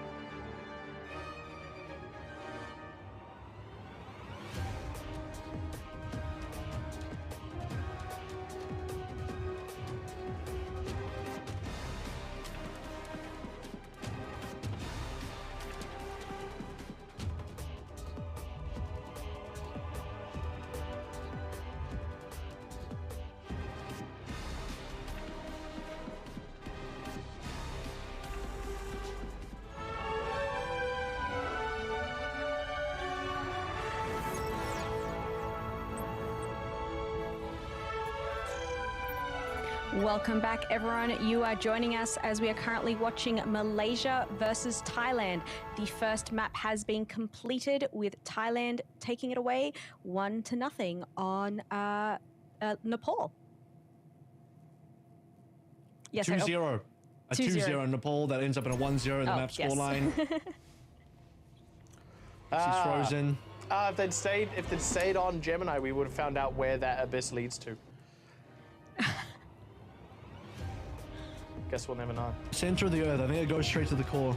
All the way down into the hollow earth. That's where the dinosaurs are, in the hollow earth. Yeah. Just living down there with the Illuminati. Yeah. Who ride the dinosaurs. Who ride the dinosaurs. They're in a war with the Freemasons who are riding dragons, of course. Speaking of war, this was a very one-sided one. Malaysia had the one fight win on Shrine. Thailand cleaned them up quite comfortably on both otherwise Shrine and Sanctum that we saw. A little bit of change up for Malaysia in terms of team comp, so I'm glad to see that they are shifting a little bit further away from the Junker Queen. It's no longer really, I mean, it wasn't really working even yesterday, and today it's still not really doing too much for Malaysia's chances to win this matchup. Thailand, we expect to be the favorites here. They're delivering on that currently. Looking very comfortable. Well, as Thailand did win that map, Malaysia will be picking the second.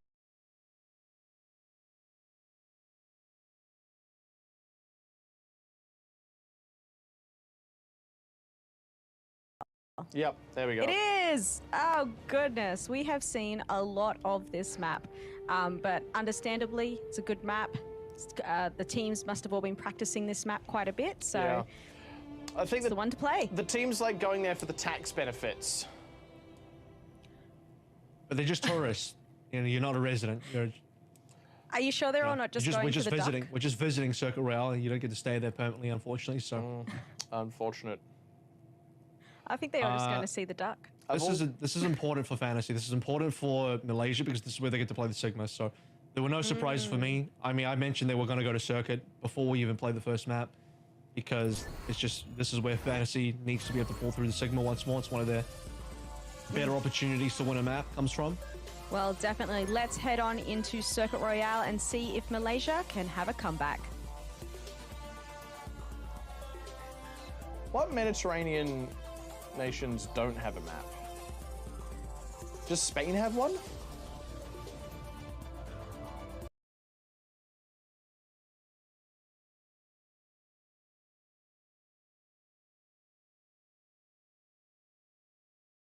They don't have like the Dalmatian coast, like there's no, like, we don't have one in Ireland. There you go.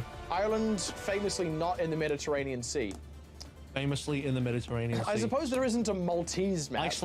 Iceland doesn't have one. Doesn't have one. You're quite right about that. Greenland also no. Yep. They also haven't Canada touched is a the Mediterranean other country side. that does have a map, so Canada's good. They haven't tried the other side of the Mediterranean Sea, where you've got Morocco and Tunisia and Egypt. So there's a lot of untapped potential. I want to have a map in every single have Egypt, Mediterranean country. I know we do. But what? Do we still? We do and we don't. We do and we don't. We sort of do. We used to. But still in the game. In you just spirit, can't pick we it. do. But yeah, we need to get all the rest. Libya. Thailand is playing the Calvin Ram on this map. We'll do a little bit of Team India. They're still playing otherwise what is exactly the same as what you would play in a Sigma composition, just no Sigma. Now, what body...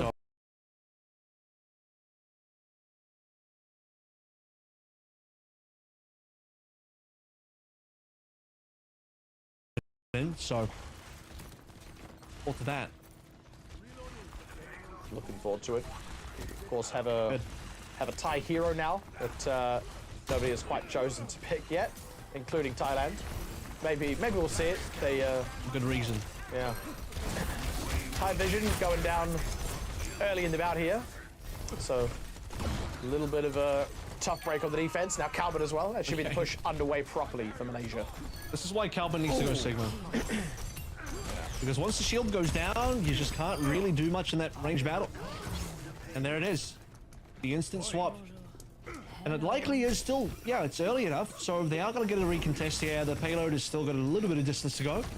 So not all is lost for Thailand, although a lot of lost time for Calvin on the ult charge. Ooh, nice final kicks, Miko. That changes things up for this defense here as Thailand will get an opportunity to contest. Just the one pick. So now Malaysia have to find something of their own again. Seems like Ace is one of the few players in this group that's still willing to play the Widowmaker and showed his prowess versus Australia yesterday. Unfortunate missed shot onto J003. Infrasights rather available for both Widowmakers. Through the window now is J003 and Quixmiko. Thailand just having to pull back around that corner, but still keeping the card contested. No free push. And once the infrasights are both out, no one really wants to push too far forward. And now as that dissipates, and actually dodged the rock. Oh, Ace on fire though as the rest of the fight plays out. The Flux only really capturing Calvin. Completely fine. Ace 2 for 1.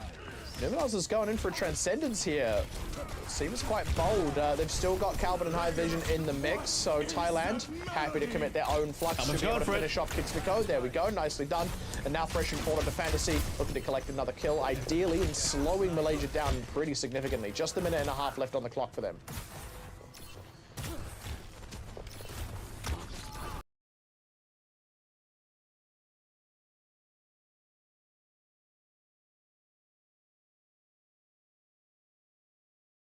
Anyone to the shop on the sidelines, but Island's not really playing that.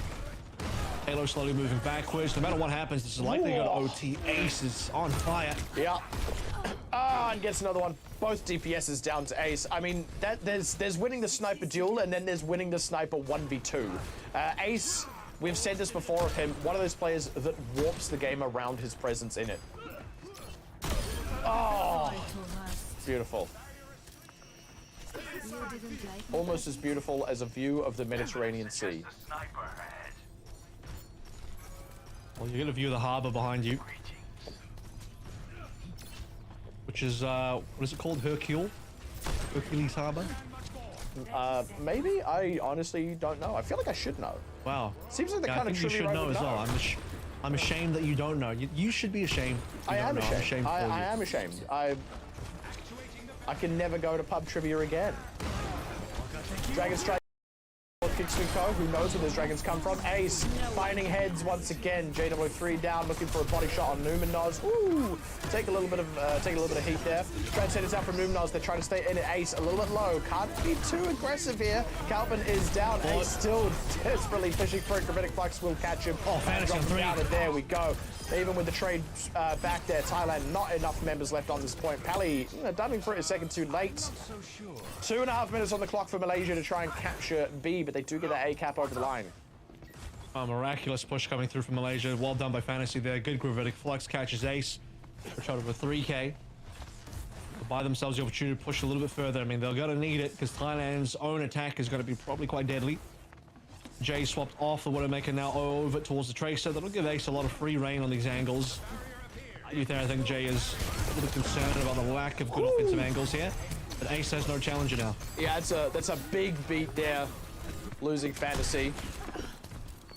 And now Numinos going down, so Malaysia fully repelled, and Ace finds another. Just absolutely tearing it up.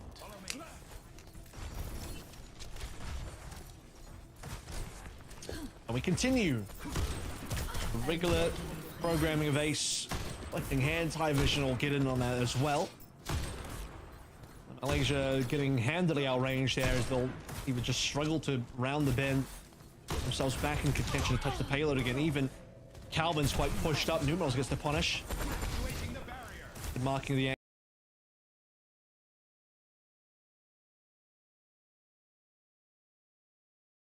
Flux channel, so not going to get the value out of it, and now goes down. They committed a window and just not getting anything out of either of those ultimates. This is a big opportunity for Malaysia. 2 for nothing. A lot of ultimates expended. Straight away. Ace immediately back in, collects 2 kills like it is nothing, and suddenly shoots back on the other foot. Malaysia, they're on the cart, but Thailand have enough time and space to play through to get the rest of these members back, just off Ace collecting those 2 kills. Fantasy, low HP, has a shield up, but not in time to save him from High Vision. Incredible Have the stuff. off angle here with the infrasight. Ace is looking for more, and Ace will find more. Numinos on the sides, shivering, shaking. Oh, man. And he's gone. Masterclass from Ace. As 20 seconds on the clock left for Malaysia. That one little ray of sunshine they had gets quickly clouded over by Ace, so they're gonna have to find a significant pick. It's gonna be a tough ask. And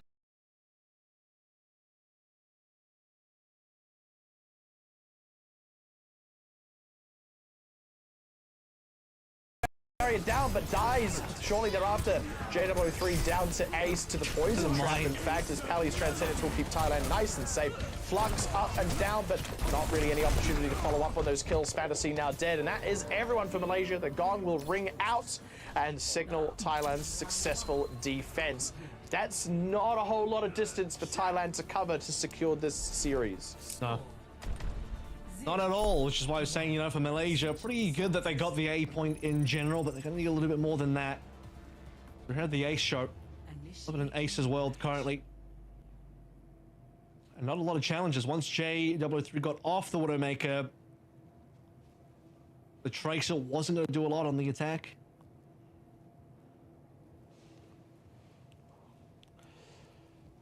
Just really enjoying the view of the sea there. It's a shame we only ever get it in passing. Port Hercules. There it is! Yeah! Does the duck have a name? Port Hercules is the name. Port Hercules. I'm going to call the duck Hercules, actually.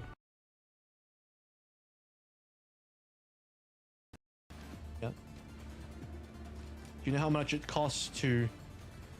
I don't think this is the correct term. Park your boat in Port Hercules. More is the term you're looking for. I imagine there's like a minimum, like $1 million or something. $1 million a day? Probably, I don't know, some ridiculous number. Like, I guarantee the amount it costs to park your boat there, I just said as well now, to moor your boat in Hercules Harbor, is like more than I will ever have at any one time in my life. So go on, what's the number? 5, 4, 3. The answer is it changes depending on what's on. Oh, There you go. thanks. Well, assuming nothing is It's on. about 1,200 euros a day, I think. Actually, I may have 1,200 Depending on- euro at some point in my life. A day, depending on what is on, like if there's things happening on. Such as, for example, A whatever fight. this race is that's been If going on there for a is- long time, or a fight If there is a between fight, I imagine it would be very expensive. almost the exact same heroes, but we do see a Sombra on board. Or on dry land, I suppose, but yeah. And slow push here for Thailand to start things off. Again, only about halfway through B they need to get, looking very achievable if they can get a quick pick early in the fight. If Ace can collect a few more. He has been pretty good at clicking ahead. There it goes. Oh my And another. God. Bam! Done. That shot! Fantastic from Ace. Call it. And there this will get the A-cap, looking for another one. Oh, there we go. Finds Fantasy with the body shot. That's the A-cap. Dunzo, 58.6 meters on B. That's all they've got to get, and they're going to have about 5.5 minutes to do it. Take your pick. Which one of those clips do you want for play of the match? Jesus. And you're looking at Ace play this here, it's like it doesn't feel like Widow's been nerfed at all. It's trying to get us, it's solo pushing. Malaysia's trying to get us spawn. They're playing their C point composition on B. Somebody tell Malaysia that this game is not going to go to C. Yeah, this is going to be a long one here. Fantasy already down. It's looking pretty rough for Malaysia. Ah, Ace! Ace gets another. Numenod's down, fishing for more. What will he find? Body shot on Gemini. Nope, High Vision takes that one away from him. Looking for the last shot over onto Kixmiko. Not going to find that one. Does find it with the alternate fire. He'll take it. Oh! And it's over. That was the last headshot. That last shot, he was even a headshot, so there you go. I mean, Ace just, he turned that into the Ace show. Look at Sigma's weird toes. What's up with that? Why are they so long? That's very judgmental of you. I don't think his feelings will be hurt. He's not real. Interesting that ends up being play of the game when Ace got like 1,000,000 headshots. No, the game likes ultimates. It does like an ultimate. So if you use ultimate, the game likes you a lot. But yeah, Thailand 2-0 victory as expected. I think the only real couple hurdles there was a single fight loss on Nepal Shrine, the loss of point A on circuit. That's about it. But Thailand just got themselves a bit of extended gameplay. They cap A and then just keep pushing on through. Ace is continuing his long-range spawn camping, if that's even a thing. It basically is, given how deadly he was, just firing upon everyone walking out. Ace was having an incredible game. There's nothing really else we can say. I feel like just watch him get shot after shot. So well done to Thailand. They're a clean 2-0 on the board. And this is a really comfortable place for Thailand to be right now, right? They already had a good showing against Australia in spite of the loss. This is exactly the kind of result we should see in this particular match. So this is Thailand kind of painting by the numbers, is the term I've used previously today, and I'm going to stick by it. When you consider their overall tournament life, they kind of got the hardest one out of the way. India is going to be the real tell for them, but they're in good form. They should feel very confident right now. Yeah, I think they don't really have too many challenges here. Losing to Australia hurt, but they're clearly still a cut above everyone else. They already beat New Zealand a little bit earlier on. And as you mentioned, now it very clearly might be Thailand versus India to decide who makes it. I mean, India versus Australia will still be a game that's important. They might even be a three-way tiebreaker depending on how this goes around. It's possible. It's certainly possible. Map differential may well start to count as well, which is where Thailand having that 2-1 against Australia could be a little bit of a difference maker in the grand scheme of things. And if we look at today's overall wins, we can see it was a 2-0 across the board as was predicted. India, Australia and Thailand all taking the wins out today. Well done to each of those teams. They all had fairly maybe easy games except the India-New Zealand one. I think New Zealand put up a bit of a fight there, but the other two potentially easier matchups for them today. Yeah, certainly the closest of the night, that very first one. But even so, you know, the result speaks for itself, and that was one of those matches where it's like that's the gatekeep, right? That's the team you have to be beating if you do want to get into that top four, indeed that top three. So the scope is very much set now for this tournament. We know exactly who our top three are, exactly who our bottom three are. It's going to be a tough ask for any of that bottom three to dislodge one of the top three. Really, it's starting to look like a scrap between those three teams on that leaderboard. Yeah, let's take a look at the leaderboard after day 3. India, Australia and Thailand all sitting at the top there. Thailand with the one loss though, and New Zealand, Malaysia and Singapore holding the bottom of the board. So yeah, it's looking like India, Australia and Thailand are sitting pretty up the top there, and will be three favourites. Yeah, I think you had the top four as noted pre-tournament, but also the top three is now starting to form, with New Zealand being cut out of that. And eventually we'll, out of those top, looking like any two out of the three possibilities. So unclear as to who exactly makes it out now, but it's exciting that it's at least at minimum a 3-horse race. Exactly. All right, let's take a look at our Macca's play of the day for today's games. And it is going to be Color Hex. Here with the cleanup when they changed over to they copied over the May. Yep. And getting that point. Very nice Blizzard in that particular fight, and one of the stronger players. I mean, one of the things we remarked about New Zealand is that they sort of live and die by Color Hex right now, which isn't to discredit the other players. It's more that, you know, Color Hex is really solid when he's on form. When he's not quite able to hold his own against the opponents, that's when things start to unravel a bit for New Zealand. They don't quite have the depth in the roster compared to the other teams. Yeah, I think that's the most critical detail. Really, that speaks to how good a lot of these other teams are. One thing that's worth noting, though, is because there's a week now for the rest of until the rest of this tournament, there is time for teams to go away, turn things around, come back in slightly better form. So as much as the standings are starting to look quite settled, there's still a lot of time left in this tournament to turn things around, and upsets very much can. Malaysia and New Zealand both need to win the remainder of their games, and unfortunately they have to play against each other, which means only one of them can. As I mentioned, you'd need at least like a 3-2 scoreline here to even have a hope, and even then you'd have to rely on some tiebreakers to go your way. Well, we do have a lot of matches left, so let's take a look at what we've got in store. Starting on Friday next week, we'll have India versus Australia, which should be a very good map to watch. That's going to be quite, I think, a close, tough game, so I'm very excited for that one. Then we have Malaysia versus New Zealand, followed by Thailand versus Singapore at the end. Some good maps, good matchups. That first one is pretty interesting insofar as you still tip Australia as the favorite. They were also able to beat out Thailand. What you're really looking for there is how good do India look, because Thailand look good. India and Thailand don't play each other until later on in the tournament. So that's really the one where you get that comparative data ahead of what will probably be the decider for the second seed. And also, as we kind of remarked there as well, New Zealand versus Malaysia, that's a do or die. Whoever loses that does not have a pathway out of this group stage anymore. Absolutely, yeah. Two really important games there. Then Thailand versus Singapore, who at this stage, with their 3 losses, they'll be fighting for, you know, at least a little bit of prestige and some reputation there to hopefully bring it back a little bit, try and be competitive, see what they can do after a week.